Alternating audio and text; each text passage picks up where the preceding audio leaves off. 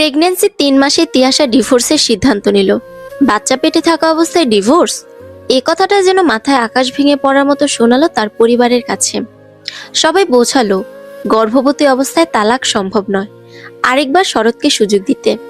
চাইলেই তো আর সংসার ভাঙা সম্ভব নয়।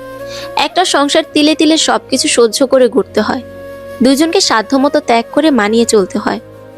পরিবারের কথা মতো তিয়াশা আরো একবার শরতের সাথে খোলামেলাভাবে কথা বলার সিদ্ধান্ত নিল। বদ্ধঘর, চারদিকে শুনশান নীরবতা বিরাজ করছে। তিয়াশা বিকেলে বাবার বাড়ি থেকে স্বামীর বাড়িতে এসেছে। স্বামীর বাড়ি সম্বোধন করা হলো কারণ শ্বশুর তার দ্বিতীয় স্ত্রী এবং কন্যাকে নিয়ে আলাদা থাকেন। ছেলের কোনো ধার ধারতে দেন না স্ত্রী, তাই তিনিও কখনো অভিভাবক হিসেবে ছেলের সাথে বা পিছিয়ে থাকার সুযোগ পান না। শরৎ বড় হয়েছে নানা নানি, জ্যাঠা জেঠি, চাচা চাচিদের কাছে। এক এক সময় এক একজন কাছে রেখেছেন। শরতের বয়স যখন ৫ বছর, তখন তার মা মারা যায়।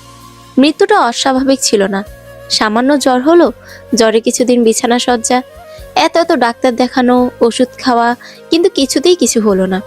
একদিন সন্ধ্যাবেলা বিদায় নিলেন তিনি। মা মরা ছেলে বলে আত্মীয় স্বজন মাথায় করে রাখতো শরৎকে। এভাবে মা না থাকা সত্ত্বেও আদরে ওর কাছে বড় হয়েছে শরৎ। বাবার টাকা থাকায় সেখানেও কোনোরূপ ত্যাগ স্বীকার করতে হয়নি তাকে। ছোট মায়ের ভালোবাসা সেভাবে না পেলেও বাবার টাকা ঠিকই সঙ্গ দিয়েছিল তাকে।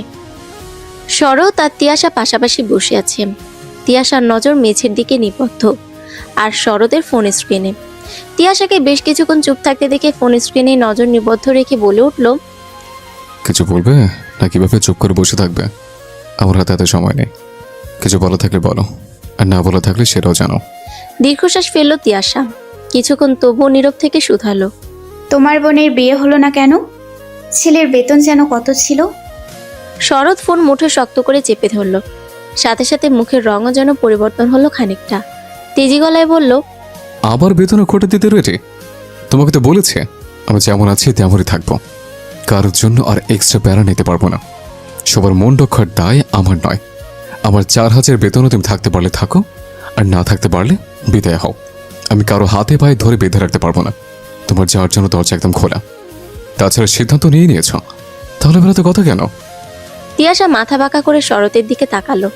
এই মানুষটাকে আজকাল সে চিনতে পারে না। বিয়ের ৩ বছর চলছে তাদের, একসাথে পথ চলা ৫ বছরের। ৩ মাসের বাবু পেটে। কত সুন্দর একটা সংসার হতে পারত দুজনের। যে সময় মানুষের ২০-২৫ হাজার টাকার সংসার চালাতে হিমশিম খেতে হয়, সেখানে তিয়াশার ৪,০০০ টাকার সংসার চালাতে দম বেরিয়ে যায়। নিজেও টুকটাক টাকা দেয় সংসারে, টিউশনি করায় সে। বাবার বাড়ি থেকে সাহায্য তো আসতেই থাকে। একমাত্র মেয়ে বলে কথা। বাবা আর যাই হোক, মেয়ের কষ্ট কিছুতেই দেখতে পারেন না। ছেলের সৎমা মায়ের শাসনে বড় হয়নি।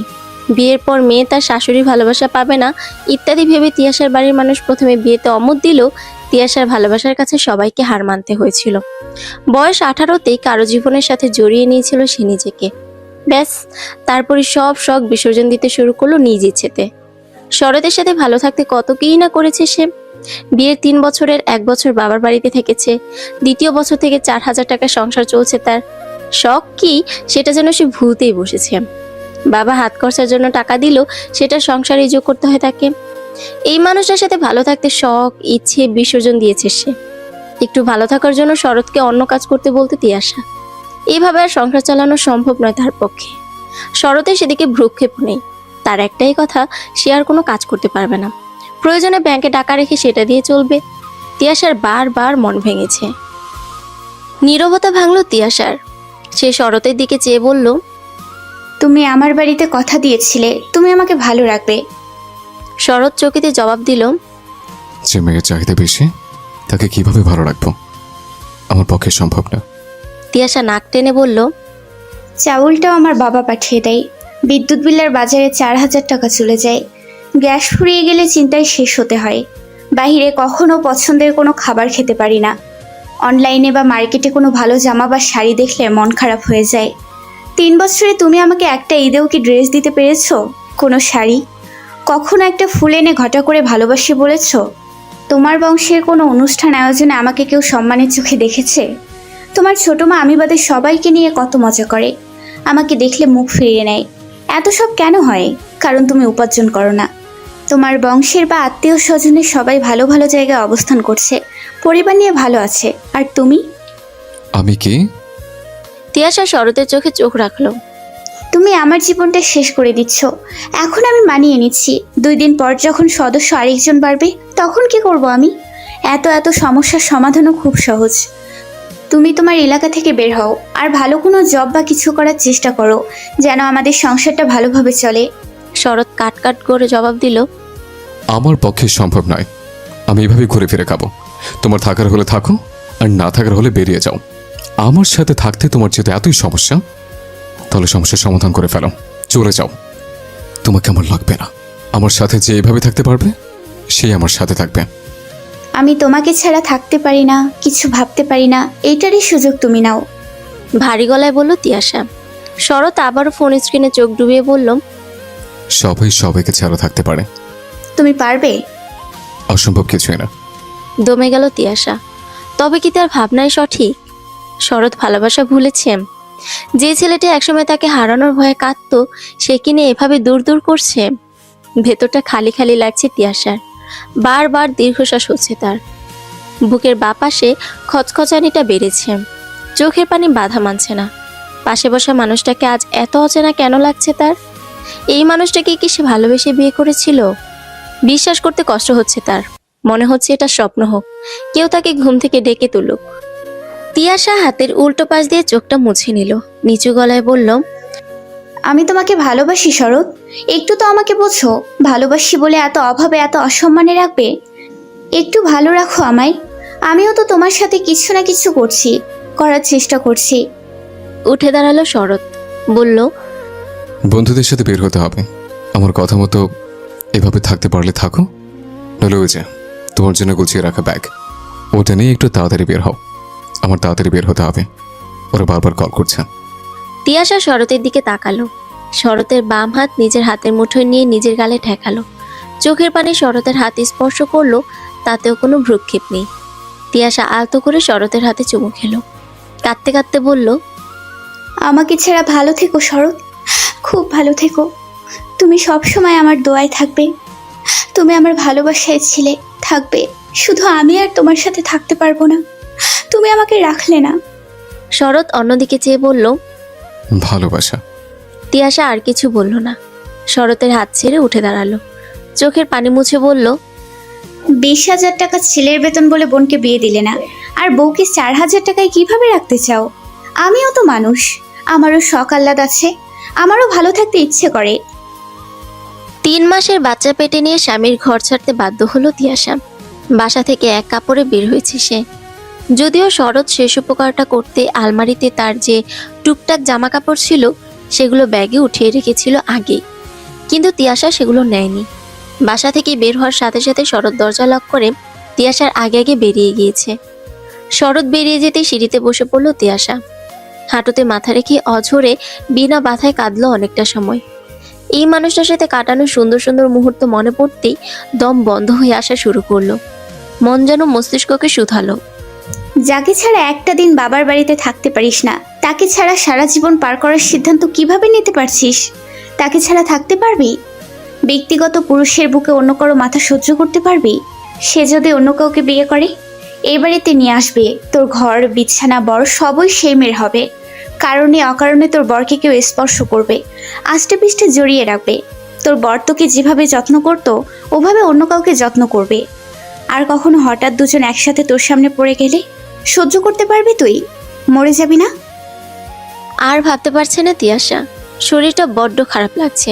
যে মানুষটা তাকে ভারী কাজ করতে দিত না, পিরিয়ডের ব্যথায় তার সাথে সেও কাঁদো কাঁদো হয়ে থাকতো, সে সময় রান্নাটা সে করতো, মুখে তুলে খাইয়ে দিত, একা কোথাও যেতে দিত না, বাসা থেকে বাইরে থাকলে মেসেজের উপর মেসেজ করতো, সে মানুষটা এত বদলে যেতে পারে কিভাবে? এত এত ভালোবাসার সাথে কি একটু ভালো রাখার দায়িত্ব সেই মানুষটা নিতে পারতো না? অন্তত দ্রব্যমূল্যের এই ঊর্ধ্বগতির বাজারে 1015 বা 20-এর জব খুঁজে নিত, এতেই তো সন্তুষ্ট হয়ে যেত তিয়াশা। অন্তত সংসার টানতে টানতে নিজেকে ক্লান্ত কম হতে হতো। রাতের অর্ধেকাংশ দুশ্চিন্তা করে কাটাতে হতো না, এটা ভেবে যে বাকি দিনগুলো কিভাবে কাটবে। তিয়াশা সিঁড়িতে ঘন্টাখানেক সময় ব্যয় করলো একা একা। জীবনের পাওয়া না পাওয়ার হিসেব কষে কয়েকটা জিনিস সে পেল। ভালোবাসা, অবহেলা, যত্ন, রাগ, অভাব, খারাপ ব্যবহার সবগুলো একসাথে। শুধুমাত্র মানুষটা থেকে দূরে থাকবে বলে তো আর সব দোষ দেওয়া যায় না, তাই না?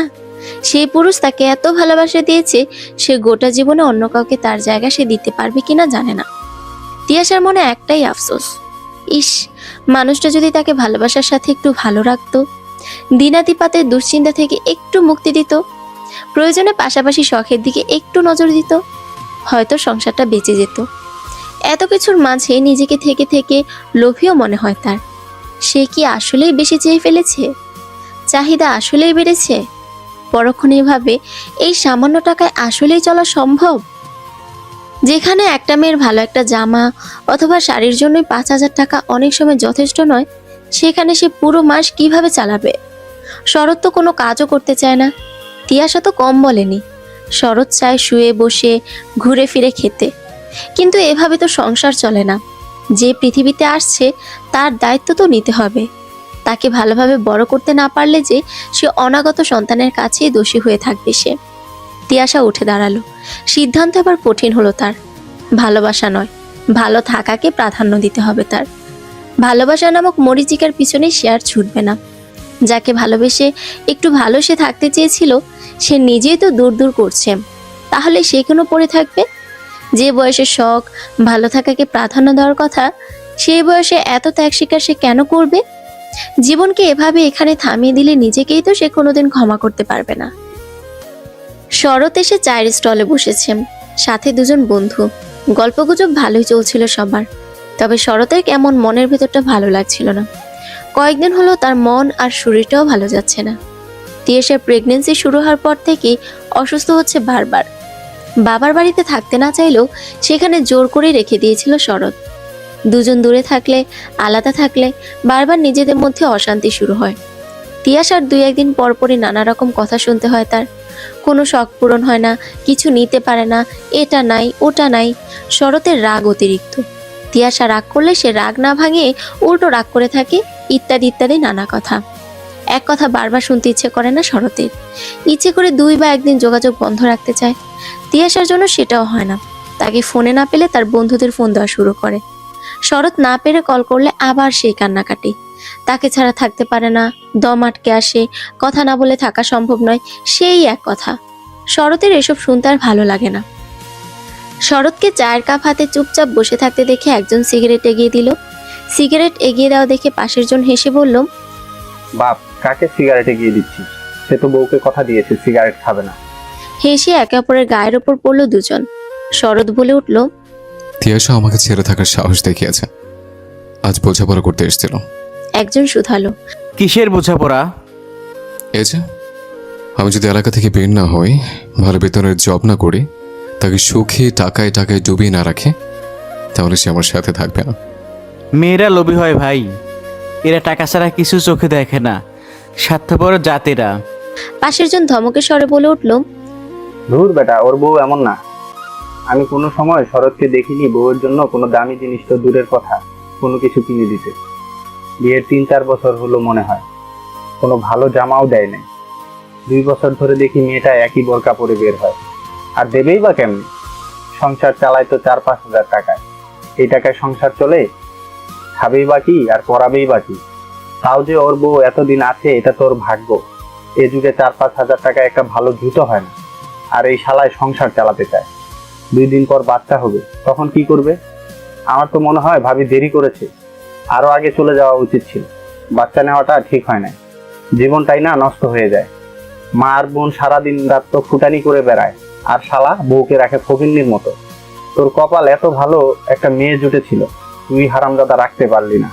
শরৎ দুজনের দিকে তাকিয়ে আমতা আমতা করে বলল, ভাই, আমার কিছু করতে ইচ্ছে করে না। এখন কি আমার তো পরিশ্রম করার বয়স? বল।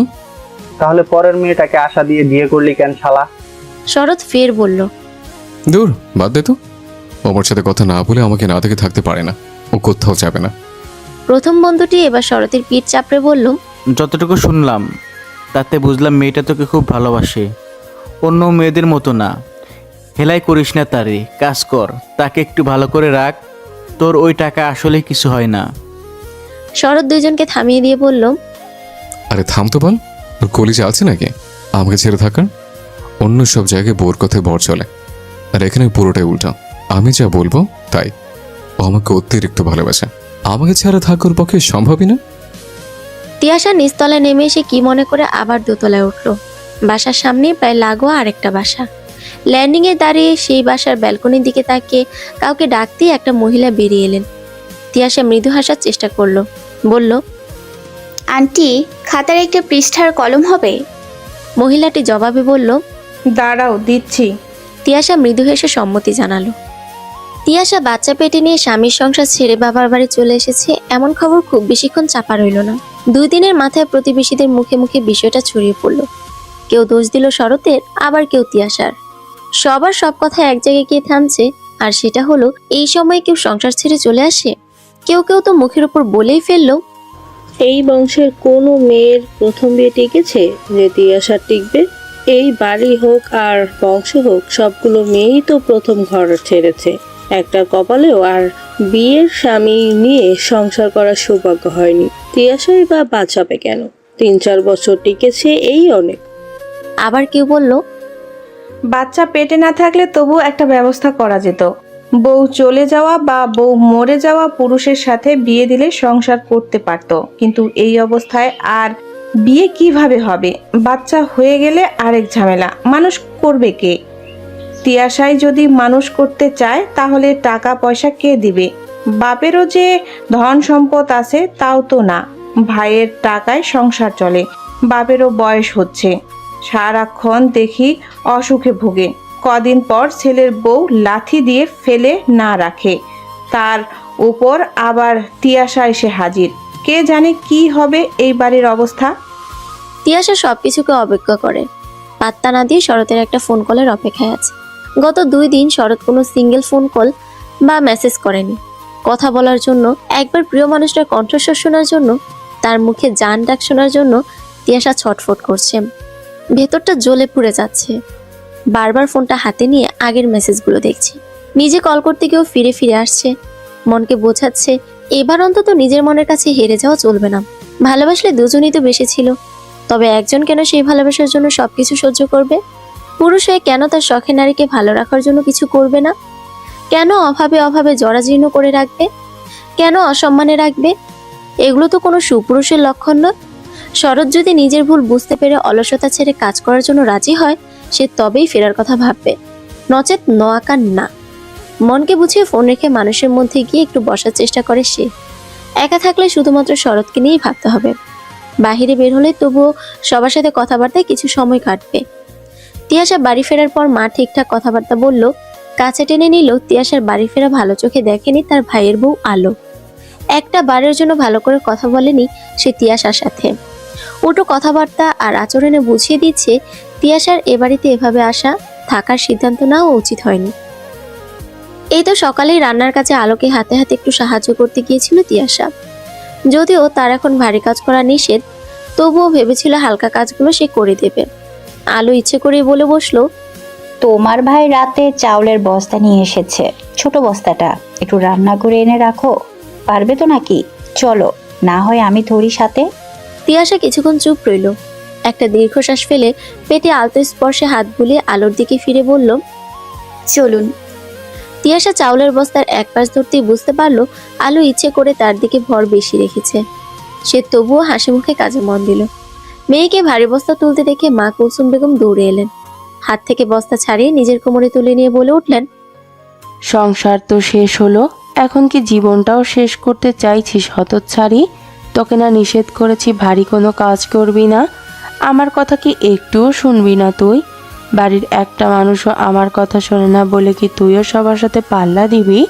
মানুষ মনে হয় না মাকে? কুলসুম বেগম বস্তা রান্নাঘরে রেখে বেরিয়ে এসে আলোকে উদ্দেশ্য করে বললেন, আমি কি সংসারে কম কাজ করি? আমার মেয়েকে দিয়ে কেন এত ভারী কাজ করাচ্ছ তুমি? রাগে গা জ্বলে উঠল আলোর। শাশুড়িকে মেজাজ দেখিয়ে বলে উঠল, আপনার মেয়ে বেড়াতে তো আসে নাই যে তাকে বসিয়ে বসিয়ে ভালো মন্দ খাওয়াতে হবে। সে সংসার ছেড়ে একেবারে চলে এসেছে। শুয়ে বসে তো আর খেতে পারবে না, বাড়ির কাজ করেই খেতে হবে। তিয়াশা মাকে চুপ করতে বলে বলল, আমি ভাবিকে বলেছিলাম তুমি শুধু শুধু রাগ করছো। আর সত্যিই তো, আমি তো এখানে শুয়ে বসে খেতে আসিনি।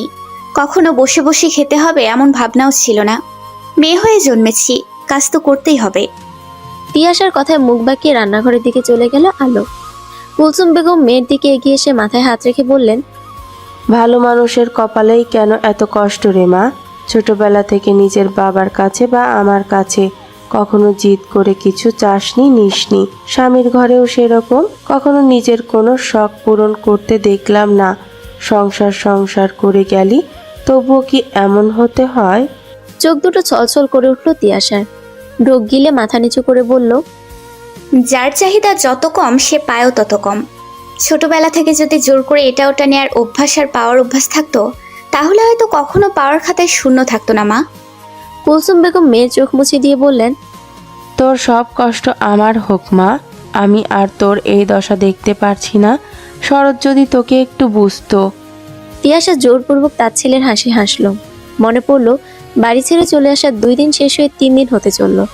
মানুষটা একবার কল বা মেসেজ দিয়ে খোঁজ নিয়ে জানতে চাইলো না তিয়াশা বাবার বাড়ি ভালো মতো এসেছে কিনা, ভালো আছে কিনা, শরীর ঠিক আছে কিনা। সে কিভাবে তিয়াশাকে আর বুঝবে?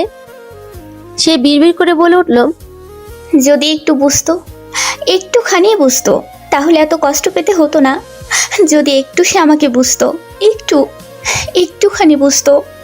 বলতে বলতে অঝরে কেটে ফেলল তিয়াশা। রাত 9:30। তিয়াশা নিজের রুমে বসে ফোন ঘাটাঘাটি করছিল। মূলত সে এখনো শরতের একটা মেসেজের অপেক্ষায়, আশায় আছে শরৎ সব ঠিক করে নেবে।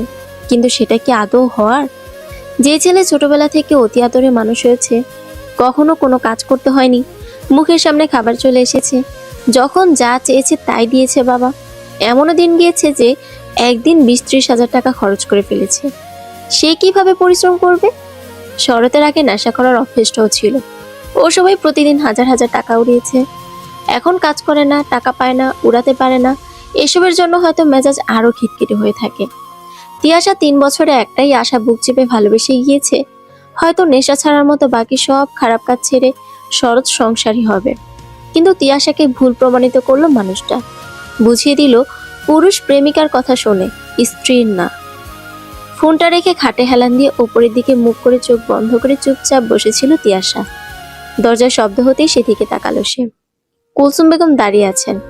তিয়াশা সোজা হয়ে বসতেই তিনি বললেন, তোর বাবা ডাকছে, সাদ্দামও আছে, একটু আয়, যা বলবে তা শুনবি, কিন্তু সিদ্ধান্ত নিজে নিবি। বলেই কুলসুম বেগম চলে গেলেন। তিয়াশা ভাবতে ব্যস্ত হলো, এই সময়ে বাবা ভাই একসাথে তাকে ডেকে পাঠিয়েছে কেন? কি নিয়ে কথা বলবে? মাথায় একটা কথা ঘুরপাক খাচ্ছে, বাবা কি তবে আবার ফিরতে বলবে? মেয়ের সংসার ভাঙছে এমন আশঙ্কায় আবার সবকিছু মেনে ধৈর্য ধরে ওখানেই থাকতে বলবে? তিয়াশা চাচাতো বোন 3টার প্রথম বিয়ে টিকেনি, তারা এখন দ্বিতীয় বিয়ের পর সংসার করছে। ফুফাতো বোন 2-1জনেরও একই অবস্থা। সবকিছু সহ্য করে 3 বছর মাটি কামড়ে থাকা। শরতের সাথে আজীবন থাকার ইচ্ছের পিছনে তিয়াশার 2টা কারণ। 1, শরতের প্রতি সীমাহীন ভালোবাসা। 2, চাচাতো বা ফুফাতো বোনেদের মতো নিজের নামের পূর্বে ডিভোর্সি শব্দটা যুক্ত করার অনিচ্ছা। বাবা আর ভাই রাতে তিয়াশাকে ডাকার কিছুক্ষণের মধ্যেই সে তাদের সামনে এসে দাঁড়ালো। বাবা আক্কাস আলী মাত্রই একটা সিগারেট নিয়েছেন। তিয়াশা এসে সেটা দেখিয়ে বলে উঠল, শরীরের অবস্থা ভালো না, কতবার এসব খেতে নিষেধ করেছি, তবুও কেন খাচ্ছেন বাবা? জীবনের প্রতি কি একটু মায়া নেই? আক্কাস আলী সিগারেট নিভিয়ে পাশে রাখলেন। হাত টান করে মেয়েকে ইশারায় নিজের কাছে ডেকে বসিয়ে বললেন, আর খাবো না, তুই ভাত খেয়েছিস? হ্যাঁ খেয়েছি। ওপর নিচ মাথা নাড়ল তিয়াশা। সাদ্দাম বলে উঠল, শরৎ কি আর কল দিয়েছিল? তিয়াশার মুখটায় অমাবস্যা রাতের মতো অন্ধকার নামলো যেন। মাথা নিচু করে বলল, না। আমি কল করেছিলাম, সে আসছে কিছুক্ষণের মধ্যে। তিয়াশা রুমে উপস্থিত সবার মুখের দিকে একবার করে চাইল, তারপর শুধালো, কেন? একটা জবের খোঁজ পেয়েছি বিদ্যুৎ অফিসে, বেতন প্রথম দিকে 13-14 হাজার হতে পারে। শরৎ যদি করতে রাজি হয় তাহলে আমি কথা বলবো, তোর কোনো আপত্তি আছে? তিয়াশা 2 পাশে মাথা ঝাঁকিয়ে বলল, না, আমার কোনো আপত্তি নেই। ও কিছু একটা তো করুক। শুধু এই 4,000 টাকায় আমি থাকতে পারছি না ভাইয়া। আমার সারা দিন রাত চিন্তা করতে হয়, আগামীকাল কি করব, কিভাবে চলবো। এত এত দুশ্চিন্তায় আমার হয়তো হার্টের সমস্যা দেখা দিয়েছে। আমি আর এভাবে থাকতে পারছি না। ও যদি আমাকে ভালো রাখার দায়িত্ব না নেয়, তাহলে আমি আর ওর সাথে থাকবো না। আমি আর পারছি না। পারতে হবে না, আর থাকতেও হবে না। কাউকে হাত পা ধরে থেকে যেতে বলিনি আমি। শরতের গলার স্বর আর উক্ত কথাটি শুনে দরজার দিকে তাকালো সবাই। তিয়াশার মুখটা বড্ড অসহায় দেখালো। এই মানুষটা এখনো সেই একই কথা বলছে, একটু চিন্তা ভাবনার পরিবর্তন হয়নি। তার সাথে কেন এমন করছে শরৎ? আকাশ আলী শরৎকে বুঝিয়ে বসালেন। সাদ্দাম নতুন একটা জবের কথা জানালে শরৎ মুখের ওপর না জানিয়ে দিল। তার কথা এখন অন্তত সে কিছু করতে পারবে না। আগামী বছর থেকে ব্যবসা করার চিন্তা ভাবনা করছে। বন্ধুর সাথে ব্যবসা করতে চায় সে। সবাই মিলে বোঝালো আপাতত 2 বা 3 বছর জব করে ব্যবসার প্রতি ধারণা পাকাপোক্ত হলে তবে যেন টাকা ইনভেস্ট করে, নইলে সম্বল বলতে যে টাকাটা শরতের আছে সেটা হারিয়ে পথের ফকির হতে হবে। শরৎ কারো কথা শুনতে নারাজ, সে নিজের বুদ্ধিতেই চলবে। শরৎ একটা ওষুধের দোকানে বসে, সেখান থেকে 1000, 4 বা 4.5 টাকা আসে প্রতি মাসে। মায়ের রেখে যাওয়া জায়গা বাড়ি করার সময় বিক্রি করে যে টাকা বেঁচে গিয়েছিল তা এক বড় ভাই ধার নিয়েছে, সেটা দিয়ে ব্যবসা করতে চায় শরৎ। টাকার পরিমাণ খুব বেশি না, এই টাকা দিয়ে কোনো ব্যবসায় নামা সম্ভব না সেটা জানা সত্ত্বেও শরৎ এমন জিদ ধরে বসে আছে। যে যতই বোঝাক না কেন শরৎ বুঝ নেয় না। আজও তাই হলো, সে জব বিমুখ, কিছুতেই অন্যের আন্ডারে কাজ করতে চায় না। তাই তো দোকান থেকেও বেরিয়ে আসতে চায় মাঝে মাঝে। সুতরাং সবাই মিলে এত বুঝে কোনো লাভ হলো না। আবারও হতাশ হতে হলো তিয়াশাকে। শরতের এমন আচরণে সে কতটা কষ্ট পায় সেটা কি শরৎ বোঝে না? এই সময় নাকি মেয়েদের সবসময় হাসি খুশি থাকতে হয়, তাহলে পেটের বাচ্চা ভালো থাকে, বৃদ্ধি ভালো হয়। কিন্তু শরৎ তো পারলে তাকে গলা টিপে মেরে ফেলে। এই মানুষটাকে একদম চিনতে পারছে না তিয়াশা। সাদ্দাম শেষমেশ শরতের সাথে পেরে না উঠে বলল, তুমি যেহেতু চাকরি করবেই না, আমার বোনকে কিঞ্চিত ভালো রাখার দায় ইচ্ছে কোনোটাই তোমার নেই, সুতরাং আমার বোনকে তোমার বাসায় আর পাঠাচ্ছি না। তিয়া এখানেই থাকবে। চোখের সামনে নিজের বোনের তিলে তিলে মৃত্যু আমি দেখতে পারবো না। উঠে দাঁড়ালো শরৎ। সাদ্দামকে একবার দেখে তিয়াশার দিকে তাকিয়ে বলল, রেখে দিন তাকে সারা জীবনের জন্য। যে আমার খারাপ সময় পাশে থাকবে না তাকে আমার প্রয়োজন নেই। তিয়াশা এতক্ষণে বলে উঠল, খারাপ সময়?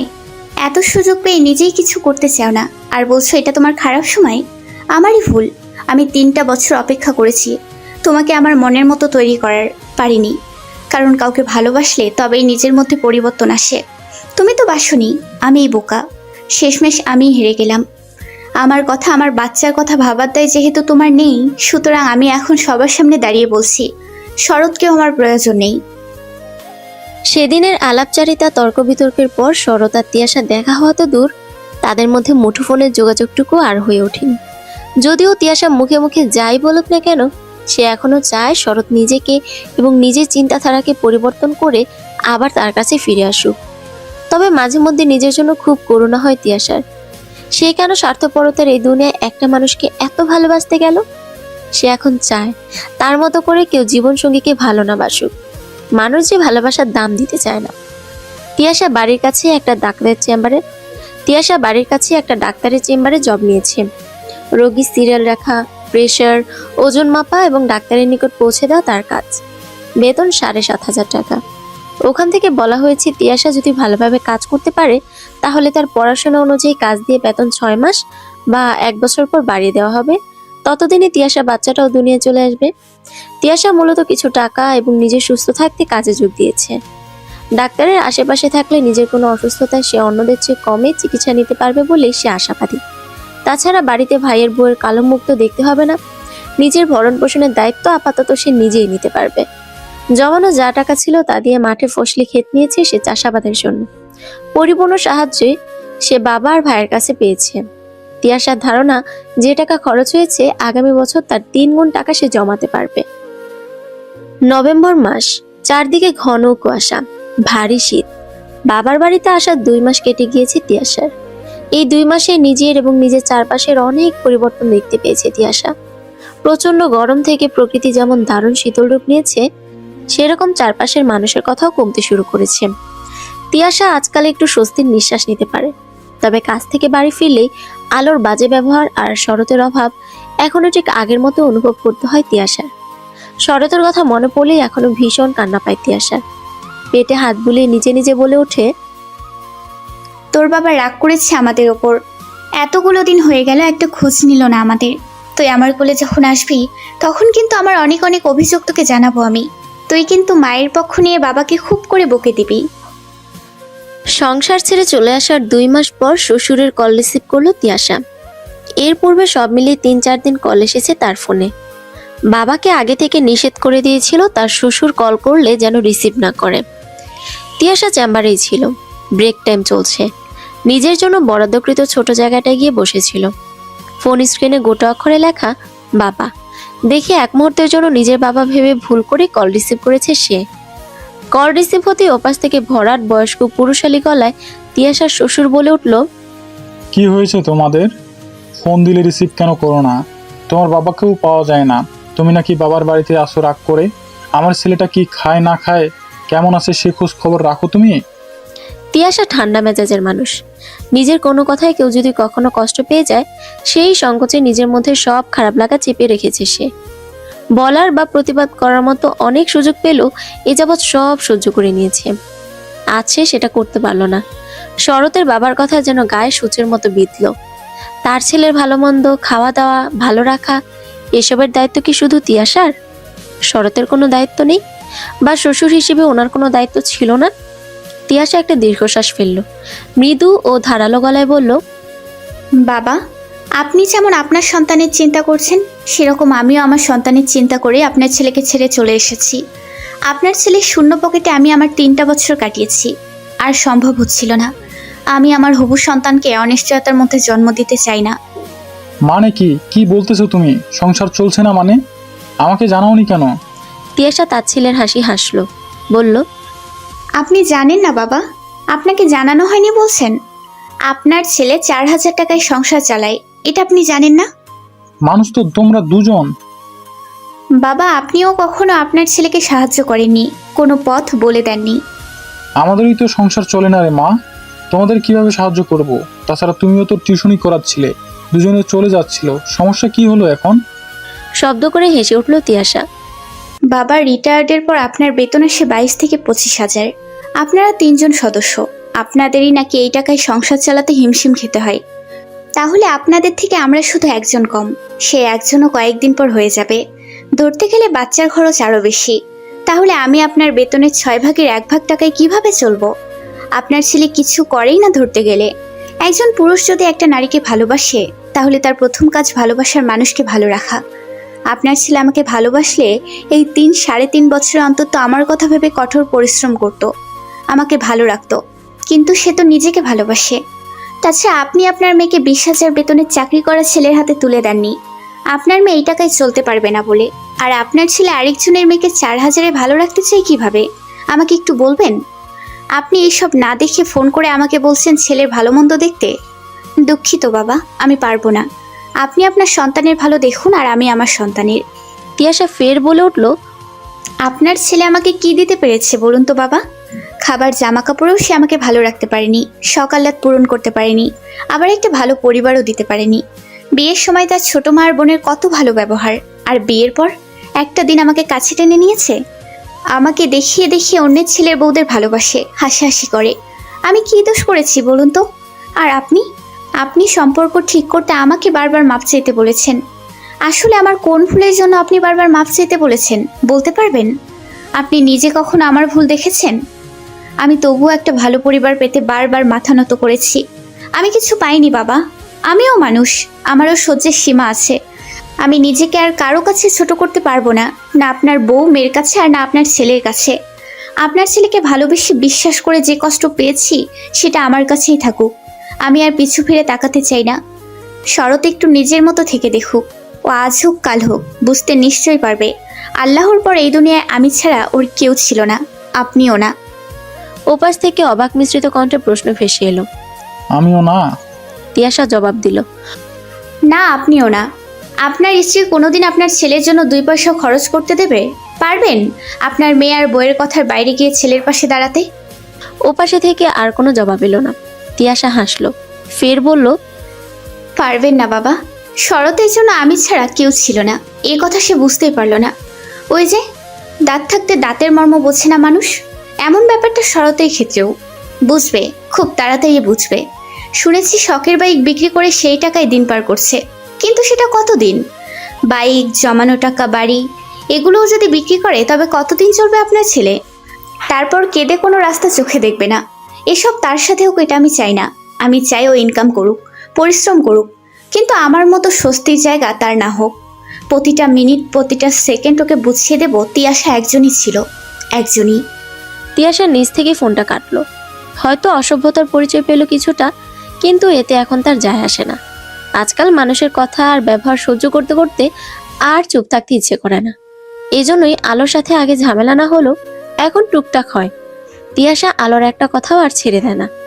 মানুষ কষ্ট পেতে পেতে পাথর হয়, তিয়াশা হয়ে উঠেছে যেন অগ্নি। আজ তিয়াশার জবের আরো 1 মাস পূর্ণ হলো। যাকে ছাড়া তিয়াশার একটা দিন চলতো না, তাকে ছাড়া এখন তিয়াশা দিন, সপ্তাহ, এমনকি মাসও পেরিয়ে যাচ্ছে। তিয়াশা নিজে কিছুদিন আগে শরৎকে অনলাইনে সব জায়গায় কালো তালিকায় ফেলে রেখেছে। সব রকম যোগাযোগের মাধ্যমে দরজা আটকে দিয়েছে। সে এখন চায় শরৎ অনুভব করুক তার মতো করে জীবন একা কাটানো সহজ নয়। তবে শরৎ সেটা পারলে তিয়াশাও পারবে। কিছুদিন পূর্ব অব্দিও সে ভাবতো শরৎ একবার শুধু তাকে ফোন করে বলুক সে সব রকম খারাপ সঙ্গ ত্যাগ করে শুধুমাত্র তিয়াশা এবং অনাগত সন্তানের কথা ভেবে পরিশ্রম করে উপার্জন করবে। শরতের কল্পনা বা বাস্তব সবটা জুড়ে শুধু তিয়াশা আর অনাগত সন্তান। কিন্তু পরক্ষণেই ভেবেছে এমনও হতে পারে শরৎ ভুলিয়ে ভালিয়ে তাকে ফিরিয়ে নিল, কিন্তু আগের মতোই রয়ে গেল। তাহলে তখন তো আরো কষ্ট বেড়ে যাবে তিয়াশার। তিয়াশা এখন নিজ থেকেই দূরত্ব চায়। সে চায় শরৎ আগে নিজের পরিবর্তন ঘটাক, আর তারপর নিজের ক্যারিয়ার গড়ে তুলুক। সংসারের চাপ থেকে না হয় তিয়াশা তাকে মুক্তি দিল, শরৎ প্রতিষ্ঠিত হোক। সে প্রিয় মানুষটার শাস্তি নয়, সর্বোচ্চ সফলতা দেখতে চায়। তাদের পুনরায় মিলন হোক অথবা না হোক, শরৎ জীবনে সফল হোক। এই মানুষটার ক্ষতি সে কখনোই চাইবে না। তিয়াশাকে অনেকক্ষণ আগে ডাকা হয়েছে। সে অনুমতি নিয়ে একটা কক্ষের দরজা ঠেলে ভেতরে প্রবেশ করলো। ভেতরে শাটর দিয়ে একজন পুরুষ বসে আছেন।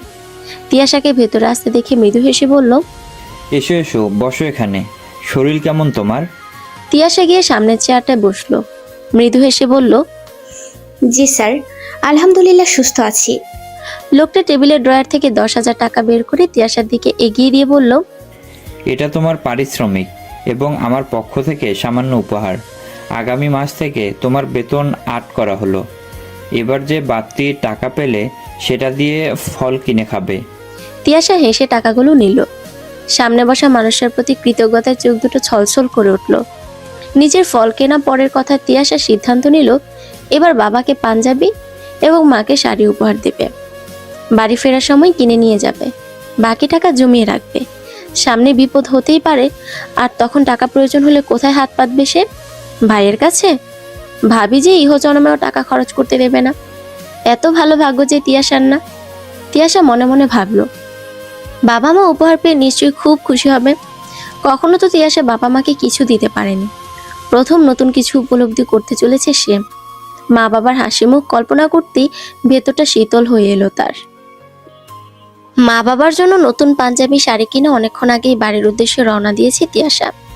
ইচ্ছে বাবা মাকে আজ নিজের টাকায় কেনা শাড়ি আর পাঞ্জাবি পরাবে। সুন্দর করে কয়েকটা ছবি তুলে নিজের কাছে রেখে দেবে।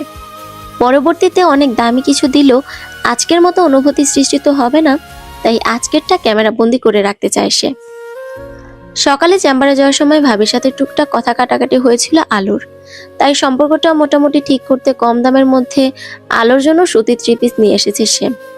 যে বাড়িতে থাকতে হবে হচ্ছে সেখানে এমন প্রতিনিয়ত অশান্তি তার একদমই ভালো লাগে না। আলোর বিষয়টা এমন হয়েছে যে সে তিয়াশাকে একদম সহ্যই করতে পারে না। হয়তো তিয়াশা আজ বাড়ি ছাড়লে কালই সে বাড়িতে মিলাদ দেবে। অন্যদিকে তিয়াশার বাবা আকাশ আলীর কয়েকদিন হলো প্রচন্ড জ্বর। শরীর ব্যথায় বিছানা ছেড়ে উঠতেও পারে না। মেয়ে আর ছেলের বউয়ের উঁচু গলা শুনতে শুনতে তিনি ক্লান্ত। যদিও তিয়াশা চেষ্টা করে নিজের রাগ নিয়ন্ত্রণে রাখার, কারণ তাকে এসবে মানায় না। এভাবে ঝগড়া করে জোর জবরদস্তি করে তো আর একটা বাড়িতে থাকা যায় না, সম্ভবও না। বাড়ির সামনে আসতেই বাড়ির ভেতর থেকে মায়ের কান্নাকাটির আওয়াজ পেল। এই সময় মায়ের এমন গলার আওয়াজ পেয়ে কিছু মুহূর্তের জন্য থেমে গেল তিয়াশা। তবে কি আলো আবার অশান্তি শুরু করলো?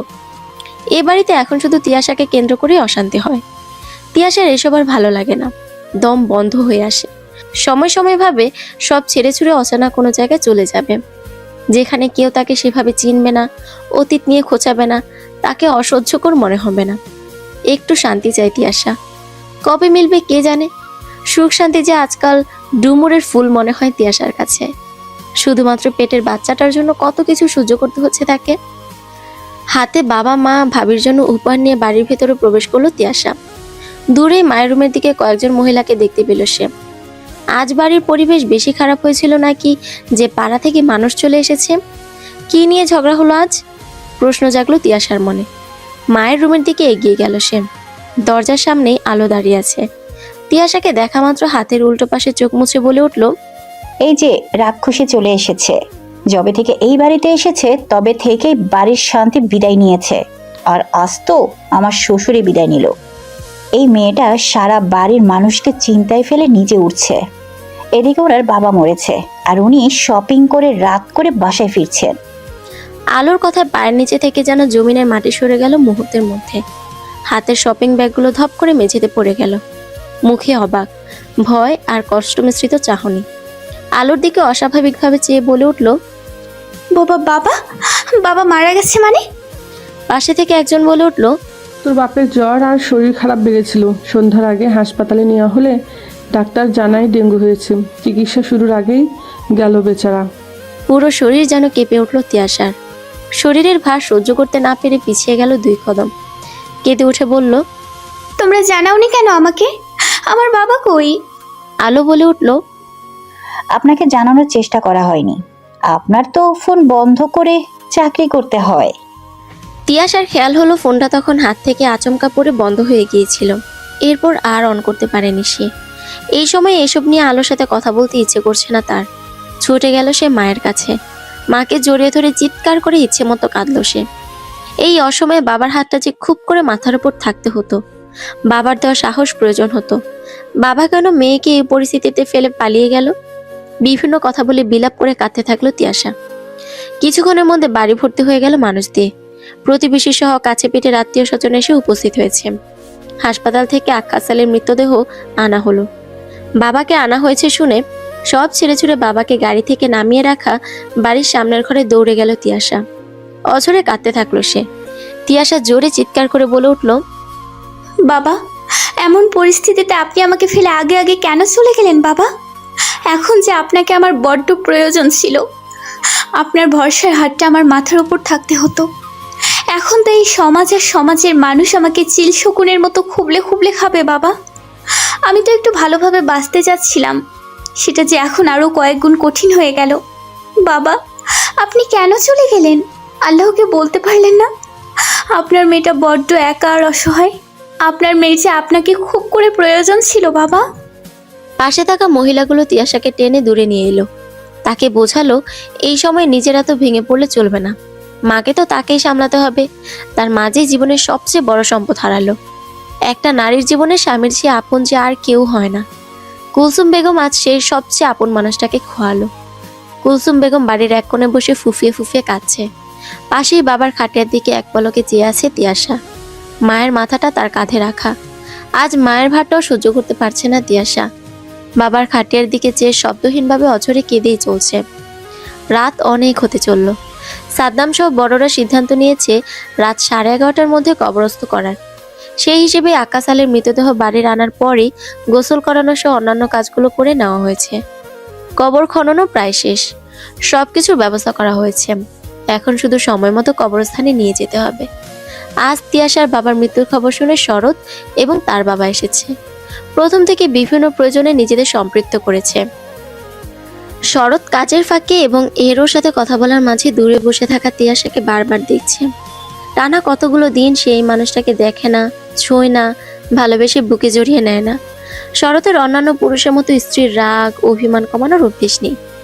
বিয়ের 3-3.5 বছরে তাদের অগণিতবার ঝগড়া হয়েছে। শরতের কোনো উপহার দিয়ে রাগ ভাঙানোর অভ্যাস না থাকলেও মজার কথা বলে তিয়াশাকে হাসিয়ে ফেলত। তিয়াশা কখনো দীর্ঘ সময় শরতের ওপর রাগ করে থাকতে পারত না। তাদের রাগারাগি কখনো দীর্ঘ সময় ধরে চলেনি, কিন্তু শরতের ব্যবহারে কখনো কখনো ভিন্নতা দেখা দিয়েছে। শরৎ কোনো কারণে রাগ করলে তিয়াশা নিজে রাগ ভাঙিয়েছে, কিন্তু তিয়াশা রাগ করলে শরৎ উল্টো রাগ করে বসে থেকেছে। খারাপ সময়গুলো বেশিক্ষণ না থাকলেও সেটা তিয়াশাকে আঘাত করেছে অনেক। এই খারাপ গুণ ছাড়া আর জীবনকে সিরিয়াসলি না নেওয়া ছাড়া শরৎ তিয়াশার জন্য আস্ত একটা ভালোবাসা। নিজের সব রকম খারাপ সময় শরৎকে সে পাশে পেয়েছে। কোনো কিছু করতে চাইলে শরতের দিকে থেকে কোনো বাধা আসেনি।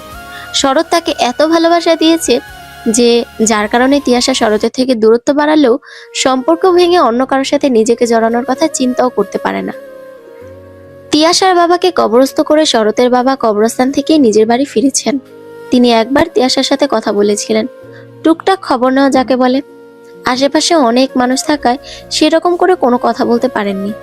শরৎ সাদ্দামের সাথে তিয়াশাদের বাড়িতেই ফিরেছে। তিয়াশা মায়ের সাথে মায়ের রুমে অবস্থান করছিল।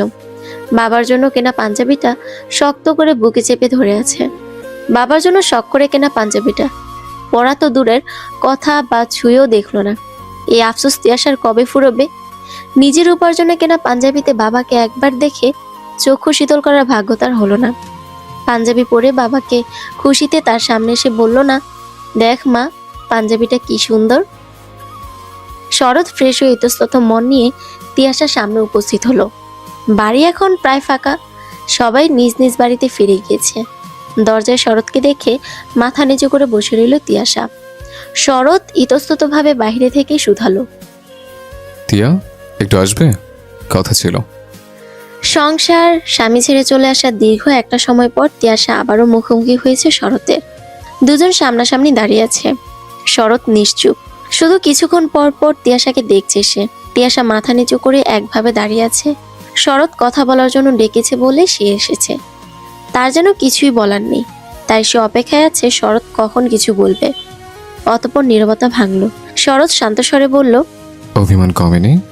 তিয়াশা মাথা তুলে চাইল, আহত দৃষ্টিতে চেয়ে বলল, অভিমান? কিসের অভিমান? কে ভাঙালো অভিমান? শরৎ কিছুটা এগিয়ে এলো তিয়াশার দিকে, বিবশ মুখে বলল, তোমার এবার বাড়ি ফেরা উচিত। অনন্ত একে অপরকে ছেড়ে থাকা হলো, এখন অন্তত সবকিছুর সমাপ্তি ঘটানো উচিত। সমাপ্তি ঘটে গেছে শরৎ, আর কিছু বাকি নেই। মানে আমি আর একই ভুল করতে চাই না। আমার সহ্যের সীমা পেরিয়ে গেছে। আমি তোমার কাছে আর ফিরতে চাচ্ছি না। অতি বিস্ময়ের সাথে শরৎ শুধালো, ফিরতে চাইছো না মানে? তুমি সম্পর্ক শেষ করতে চাইছো? যদি বলি হ্যাঁ। শরৎ পকেট থেকে একটা সাদা কাগজ বের করলো, তিয়াশার দিকে বাড়িয়ে দিয়ে বলল, এটা কি তাহলে? তিয়াশা কাগজের ভাঁজ খুলল। ভেতরে কয়েকটা লাইন লেখা। হাতের লেখা চিনতে পারল সে, তারই লেখা। সেদিন বাড়ি থেকে চলে আসার সময় শরতের উদ্দেশ্যে কয়েকটা লাইন লিখে দরজার নিচ দিয়ে ভেতরে রেখে দিয়ে এসেছিল সে। বিড়বিড় করে লেখাগুলো পড়ার চেষ্টা করলো সে। শরৎ, আমাকে বাধ্য করলে তোমাকে ছেড়ে যেতে। আমাকে একটুখানি ভালো তুমি রাখতেই পারতে। কতটা ভালোবাসলে একটা মেয়ে নিজের শখ আহ্লাদ ভুলে অভাবকে সঙ্গী করে ভালোবাসার মানুষের সাথে থাকে, সেটা নিশ্চয়ই তোমাকে আর বোঝাতে হবে না। তুমি যদি আমাকে ছাড়া ভালো থাকো তবে তাই হোক, তুমি অন্যভাবে অন্য কাউকে নিয়ে ভালো থেকো, কিন্তু আমাকে ডিভোর্সের কাগজ পাঠিও না। আমার জীবনে আমি আর কোনো দিন অন্য পুরুষকে জায়গা দিতে পারবো না। আমার নামের সাথে তোমার নামটা অন্তত জুড়ে থাকুক। সম্পর্ক ভালোবাসা না হয় নাই থাকলো, আমি জানি তোমার মতো করে আমাকে আর কেউ ভালোবাসতে পারবে না, তাই আমার আর কাউকেই চাই না। তিয়াশা তাচ্ছিলের হাসি হেসে বলল, এটার জেদ ধরে তুমি আমাকে নিতে এসেছো? তোমাকে দেখে এখন আমার এটা বলতে একটুও দ্বিধা নেই যে এটা আমার অতীত, এটা আমার নির্বুদ্ধিতা। শরৎ ভ্রুকুচকে শুধালো, এগুলো মিথ্যে বলছো? এখন সেটাই দাঁড়ায়। আমি যেমন বেশি বেতনে জব করছি না বলে তুমি নিজেকে ভালো রাখতে চলে এসছো, সেরকম তোমার উপর আমার অভিমান হতে পারে। এটা কেন বোঝো না? কখনো আমাদের ঝগড়া হলে তুমি নিজে সব ঠিক করে নিতে, আর এবার নিজে সব ছেড়ে ছড়ে চলে এলে। তুমি ভালো করেই জানো আমি রাগ ভাঙাতে পারি না। এতদিন তো এভাবেই মানিয়ে নিয়ে চলেছ, এখন কেন এমন করছো? এই সবগুলো আমার কেমন কেটেছে জানো তুমি? আমার ভেতরে এমন ইগো তৈরি হয়েছে যে আমি তোমাকে ছেড়ে মরে যাচ্ছি, কিন্তু আমার ইগো তোমার কাছে টানতে দিচ্ছে না। আমি নিয়ম করে প্রতিদিন রাস্তায় দাঁড়িয়ে থাকি তোমায় দেখার জন্য, অথচ কাছে এসে অধিকার দেখিয়ে বলতে পারি না। অনেক হয়েছে, এবার বাড়ি ফিরে চলো। তোমাকে ছাড়া আমার চলছে না। তুমি আমার আগের মতো আমাকে ভালোবাসো, আমি প্রমিস করছি তোমাকে এবার থেকে ভালো রাখার দায়িত্ব নেব। শরতের গলা যেন এবার ভেঙে এলো। মাথা নিচু করে ফের বলল, তিয়া, তুমি তো বলতে তুমি ছাড়া আমাকে আর কেউ ভালোবাসতে পারবে না, ভালো রাখতে পারবে না। তুমি ছাড়া আমার কেউ নেই, তাহলে তুমি কেন আমাকে একা করে দিতে চাইছ? তুমি প্লিজ আমার সাথে চলো। আমি জানি আমি ভুল করেছি, শেষবার মতো আমাকে মাফ করে দাও প্লিজ। বিশ্বাস করো আমি ভালো জব করব। তিয়াশা চোখ গাল মুছে নরম গলায় বলল, তুমি যদি আমাকে ফিরিয়ে নেওয়ার কথা ভাবতে, আমাকে ভালোবাসতে, তাহলে আজ এসে বলতে না যে তুমি জব করবে। আমি চলে আসার পর বেশ কিছু সময় চলে গিয়েছে। এতদিনেই নিজের কোনো ব্যবস্থা নিজে করে নিতে, শখের বাইক বিক্রি করতে হতো না। শরৎ আমতা আমতা করে বলল, ওটা তো আমি তোমার উপর রাগ করে বিক্রি করে দিয়েছে। আমার সত্যি অনেক ভুল হয়ে গেছে দিয়া। তিয়াশা হাসলো, পরক্ষণে করুণ দৃষ্টিতে চেয়ে বলল, আমার উপর রাগ করে বাইকটাই বিক্রি করে দিলে, অথচ আমাদের বাবু হলে তাকে সামনে বসে আমাদের কত কত জায়গায় বেড়ানোর প্ল্যান ছিল। আর সবচেয়ে বড় কথা, আমি তোমার কুড়েমি আর অতিরিক্ত রাগের কারণেই তোমাকে ছেড়ে এসেছি। তোমার যখন রাগ হয় তখন আমি তোমাকে চিনতে পারি না শরৎ। তোমার সামনে গলার আওয়াজ বের হতে চায় না আমার। আমি তোমাকে ভীষণ ভয় পাই। এখন রাগে তোমাকে ছেড়ে আসার সময় আমাকে আটকানোর প্রয়োজন মনে করনি। বাইকটা বিক্রি করেছো, আর পরবর্তীতে বাড়ি আর টাকা শেষ করবে না তার কি গ্যারান্টি আছে? আমি চলে এসেছি শরৎ, আবার সে অনিশ্চয়তার মধ্যে ফিরে যেতে চাই না আমি। শরৎ শুধালো, একদম বাতিলের খাতায় ফেলে দিচ্ছ আমায়? অন্য কারোর সাথে ভালো থাকতে পারবে আমাকে বলে? তিয়াশা দীর্ঘশ্বাস ফেলল, গলা খাদে নামিয়ে বলল, এতদিন ভাবতাম তুমি আমাকে এত ভালোবেসেছো যার দরুন আমি অন্য কোনো পুরুষকে হৃদয়ে স্থান দিতে পারবো না। তবে আজ মনে হচ্ছে তোমার দেয়া ভালোবাসা নামক আতঙ্কে আমি এতটাই জর্জরিত যে অন্য কোনো পুরুষকে ভালোবাসার সাহস আমি করতে পারবো না।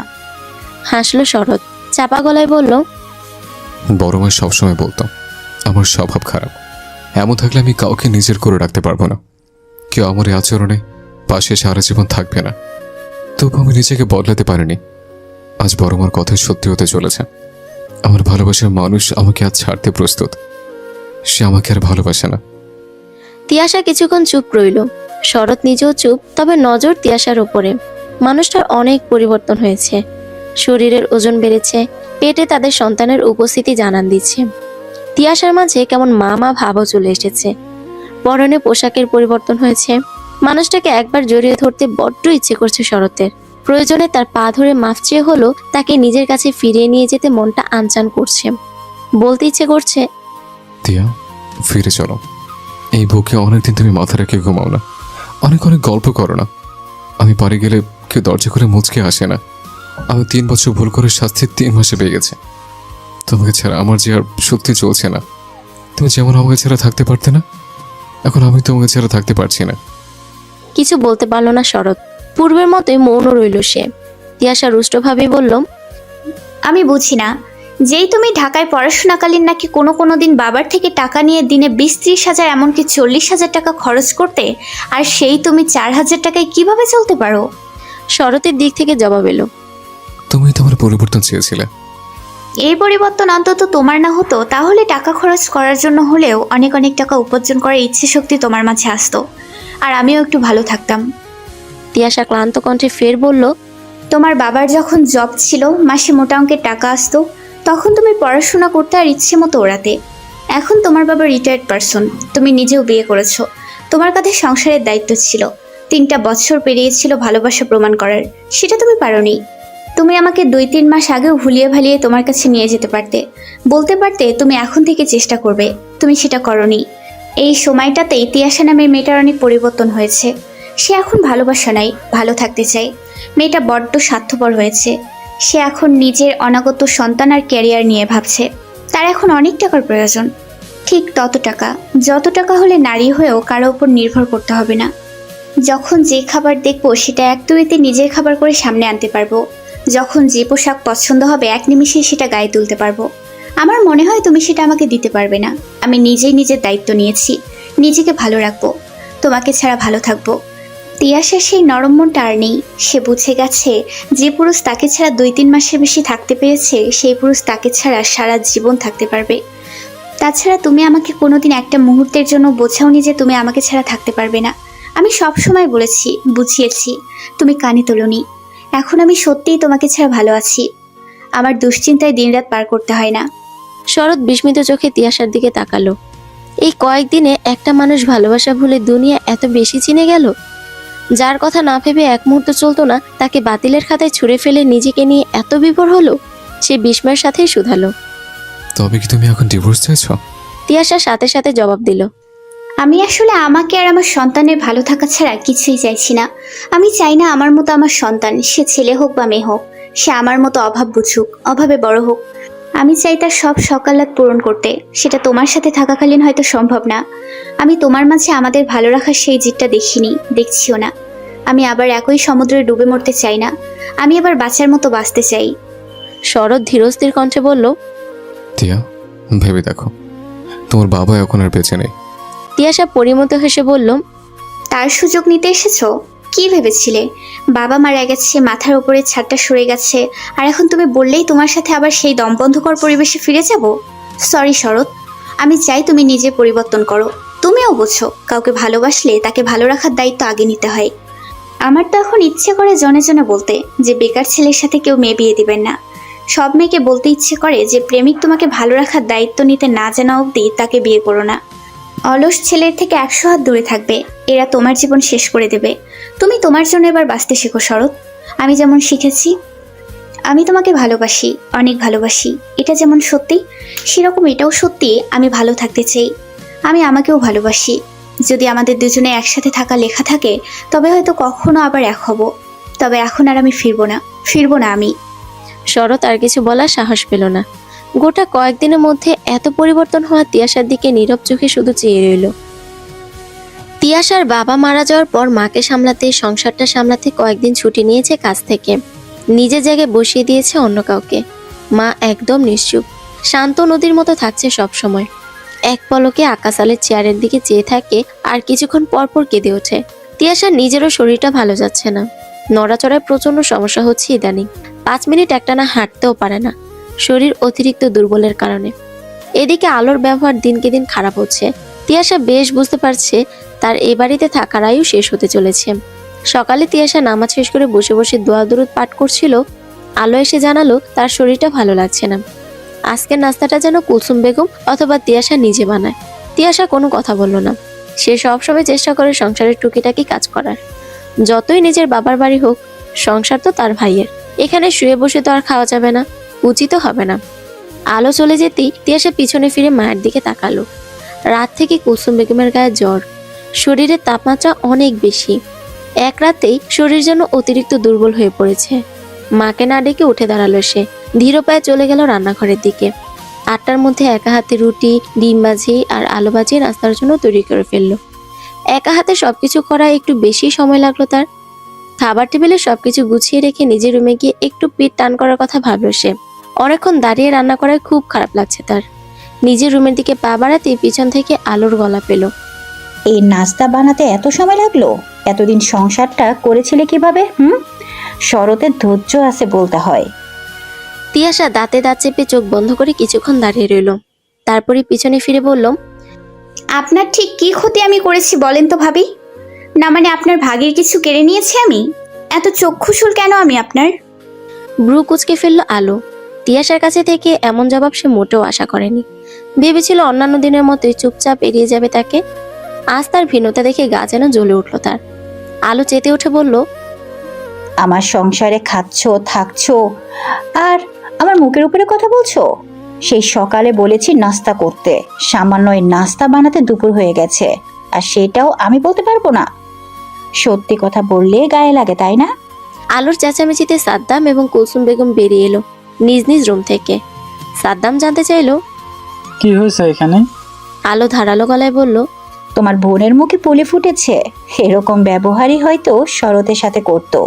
এই কারণেই শরৎ ওকে ভালো রাখার জন্য চাকরি বাকরি করে নাই। যে মেয়ের ব্যবহার এমন, তার সাথে কে থাকতে চাইবে? শরৎকে বলো ওকে নিয়ে যেতে, বা তোমার বোনকে বলো নিজের ব্যবস্থা নিজে করে নিতে।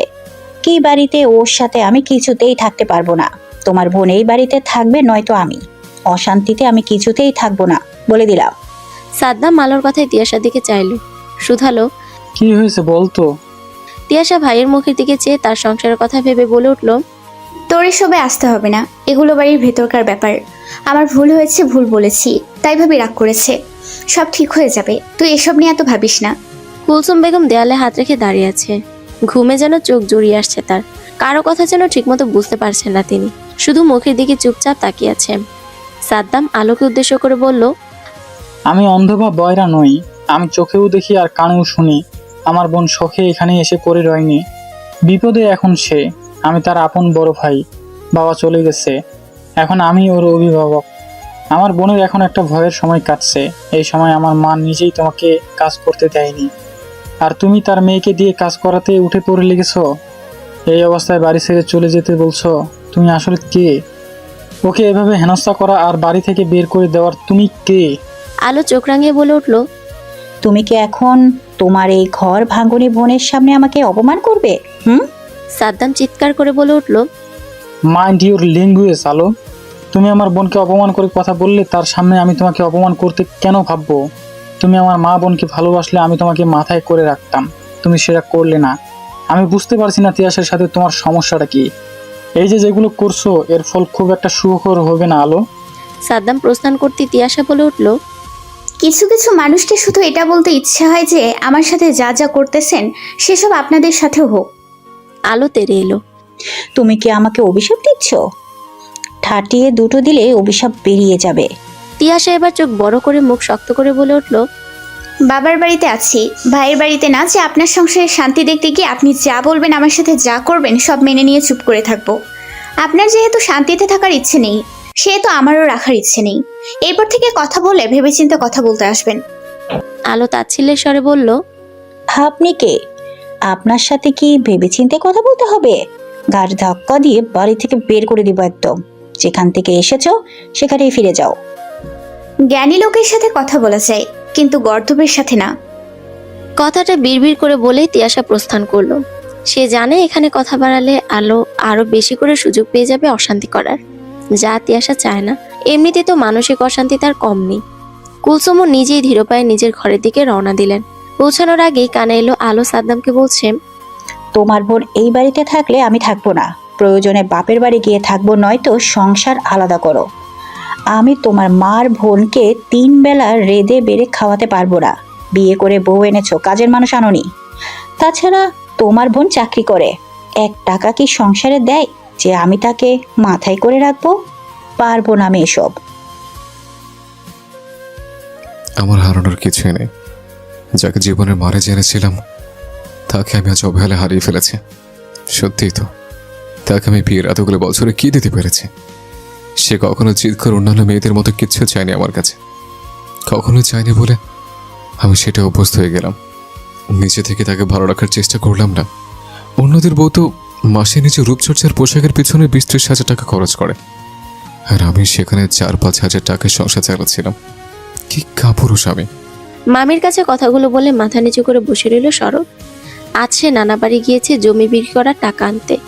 মা মারা যাওয়ার পরও মায়ের বেশ কিছু অংশ পেয়েছে সে, সেটাই বিক্রি করে 8,50,000 টাকার মতো পেয়েছে সে। আরও কিছু মাঠের জমি পড়ে আছে, কাগজে কিছু সমস্যা থাকায় সেটা বিক্রি করা সম্ভব হয়নি। যেটুকু বিক্রি করতে পেরেছিল সেটুকুই আজ রেজিস্ট্রি হয়েছে। নিজের মামাই জমি কিনে নিয়েছে ভাগ্নের কাছ থেকে। শরতের কথার পরিপ্রেক্ষিতে তার মামি আনোয়ারা বেগম বলে উঠল, মেয়েটা কয়েকবার এসেছিল, তাতেই বুঝেছিলাম কত সংসারী আর গুণমতী মেয়ে সে। ঠান্ডা স্বভাবের, সব বিষয়ে তোমার উপর নির্ভর করতে চাইতো। সামান্য সেদিন তোমার আপু যখন তাকে দেখে বকশিশ দিচ্ছিল, আমি খেয়াল করেছিলাম তুমি ইশারায় অনুমতি দিয়েছিলে। তারপর মেয়েটা সেই বকশিশ নিয়েছিল। যে কয়েকবার এসেছিল আমার হাতে হাতে রান্না বান্নায় কত সাহায্য করেছে, কথাবার্তায় মায়া আছে। এমন একটা মেয়েকে তুমি হারিয়ে যেতে দিও না। তোমার কিন্তু এই দুনিয়ার আপন বলতে সে ছাড়া কেউ নেই। নিজের ভালো একটু বুঝো। বাবা বলো মামা বলো 2-1 দিন তাদের পাবে, কিন্তু স্ত্রী কিন্তু আজীবনের সাথে। মেয়েটার বাচ্চা পেটে, এই সময়ে তোমাকে তার সবচেয়ে বেশি প্রয়োজন ছিল, অথচ তুমি বড় একটা ভুল করে বসে আছো। সে কিন্তু তোমার সাথেই ভালো থাকতে চেয়েছে, তোমাকে ছেড়ে অন্য কারোর সাথে না। মেয়েদের কিন্তু অপশনের অভাব হয় না। বেকার ছেলেকে ভালোবেসে বিয়ে করেছে বলে তুমি তাকে এভাবে শাস্তি দিতে সারা জীবন বেকার আর অলস থেকে যাবে? তোমারও ইচ্ছে করে না তোমার ছোট মা বোন যেমন পোশাক পরে তোমার বউ তেমন পরুক? তোমার ছোট মা বোন যেমন গহনা পরে খাওয়া দাওয়া করে সেরকম তোমার বউ পরুক? বউকে ভালো রাখতে না পারলে কেমন স্বামী হলে বলো তো? তিনি থেমে আবার বললেন, আসল কথা হচ্ছে তুমি ছোট থেকে সবার বেশি বেশি ভালোবাসায় মানুষ হয়েছো। অভাব কি, পরিশ্রম কি, টাকা কিভাবে উপার্জন করতে হয়, কাউকে কিভাবে ভালো রাখতে হয়, দায়িত্ব নিতে হয়, এসব তুমি জানো না। যখন সংসারের বাইরে নিজের হাত খরচে টাকা লাগে তখন বাবার থেকে টুকটাক নাও বা দোকান থেকেই নাও। অথচ একবার ভেবে দেখো না, তিয়াশারও শখ আহ্লাদ আছে, তারও কিছু প্রয়োজন হতে পারে। শরৎ অনুতপ্ত সুরে বলল, তিয়াশা রাগ করে চলে যাওয়ার পর আমি বুঝতে পারছি সবই মামি। ওর বাবা মারা যাওয়ার দিন আমি ওকে ফিরে আনতে চেয়েছিলাম, কারণ ওর ভাবি আগে থেকে ওকে পছন্দ করে না। এখন তো তিয়াসার বাবা বেঁচে নেই, না জানি ওর সাথে কি কি করছে। আমি হয়তো জেনে না জেনে তিয়াসাকে অনেক কষ্ট দিয়েছে, কিন্তু বাইরের কেউ ওকে কষ্ট দিলে, খারাপ ব্যবহার করলে আমি যে সহ্য করতে পারি না। আমার ছোট মার বোনের সাথে আমার এখন সম্পর্ক নেই। কেন বলেন তো? ওরা আমার তিয়াসাকে ভালোবাসে নেই, মেনে নেয়নি বলে আমি ওদের ত্যাগ করেছি। সেদিন তিয়াসাকে আনতে গিয়ে বলতে পারিনি। আমি নিজেকে শুধরে নেওয়ার চেষ্টা করছি। আমার কাছে আমার জায়গা বিক্রি করে যে 5 লাখ টাকা ছিল, সেটা আমি কাজে লাগিয়েছি। এখনো সেটার রেজাল্ট পাইনি বলেই তাকে বলার সাহস পাইনি। আনোয়ারা বেগম শুধালেন। কি করেছো টাকা? বুঝে শুনে পদক্ষেপ নিও, এই টাকাগুলোই কিন্তু তোমার সম্বল।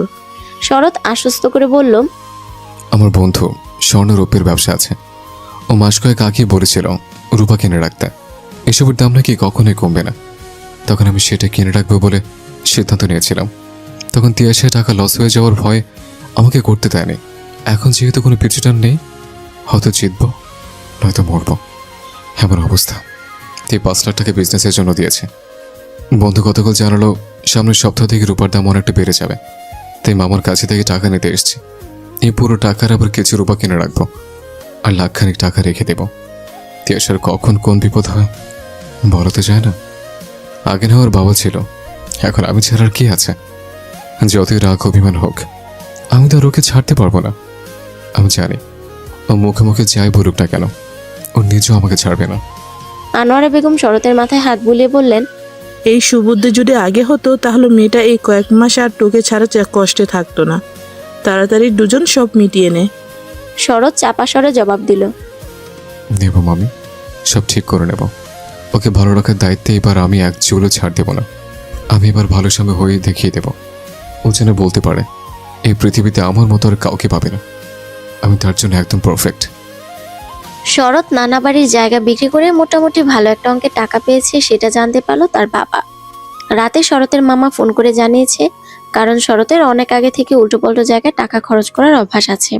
সকাল হতে না হতেই শরতের বাবা শমশের সাহেব। সকাল 8টা। শরৎ আজ থেকে বন্ধুর সাথে দোকানে বসবে। যেহেতু সব মিলিয়ে ভালো একটা টাকা ব্যবসায় দিচ্ছে, সুতরাং তার নিজেরও টুকটাক একটু দোকানে খেয়াল রাখা প্রয়োজন। সকালে ঘুম থেকে উঠে নিজের জন্য নাস্তা তৈরি করছিল সে। এ সময় বড্ড মনে পড়ছিল তিয়াসাকে। সে সকাল সকাল সব নাস্তা বানিয়ে 9টার দিকে শরৎকে ঘুম থেকে ডেকে তুলতো। তবুও শরৎকে ডাকতে তার কত ভয় ছিল। বেশিরভাগ দিনই তো ঘুম থেকে ডাকায় কড়া মেজাজ দেখতে হতো তাকে। শরৎ চুলা বন্ধ করতেই কলিং বেল বেজে উঠল। রান্নাঘর থেকে রুটি আর আলু ভাজি নিয়ে টেবিলে রাখলো সে। অনেক আগে থেকে পড়াশোনার জন্য বাইরে ছিল, তখনই প্রায় সব রান্না নিজের সুবিধার্থে শিখে নিয়েছিল সে। তাই এখন নিজের জন্য রান্না করতে খুব একটা বেগ পোহাতে হয় না তার। তাড়াতাড়ি করে গিয়ে দরজা খুলে দিল শরৎ। বাইরে বাবাকে দাঁড়িয়ে থাকতে দেখে কিঞ্চিত অবাক হলো। এত সকালে তো ওনার বাসা থেকে বের হওয়ার কথা না, কারণ ছোট মা এখনো বাসায়, আর তার বউ বাসায় থাকাকালীন শমশের সাহেব ছেলের কাছে আসবেন, সেটা অভাবনীয়। শরৎ বাবাকে ভেতরে নিয়ে দরজা আটকে দিল।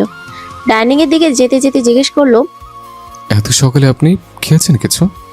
শমশের সাহেব জবাবে বললেন, হ্যাঁ, তোমার মা নাস্তা বানিয়েছে, তুমি খেয়েছো কিছু?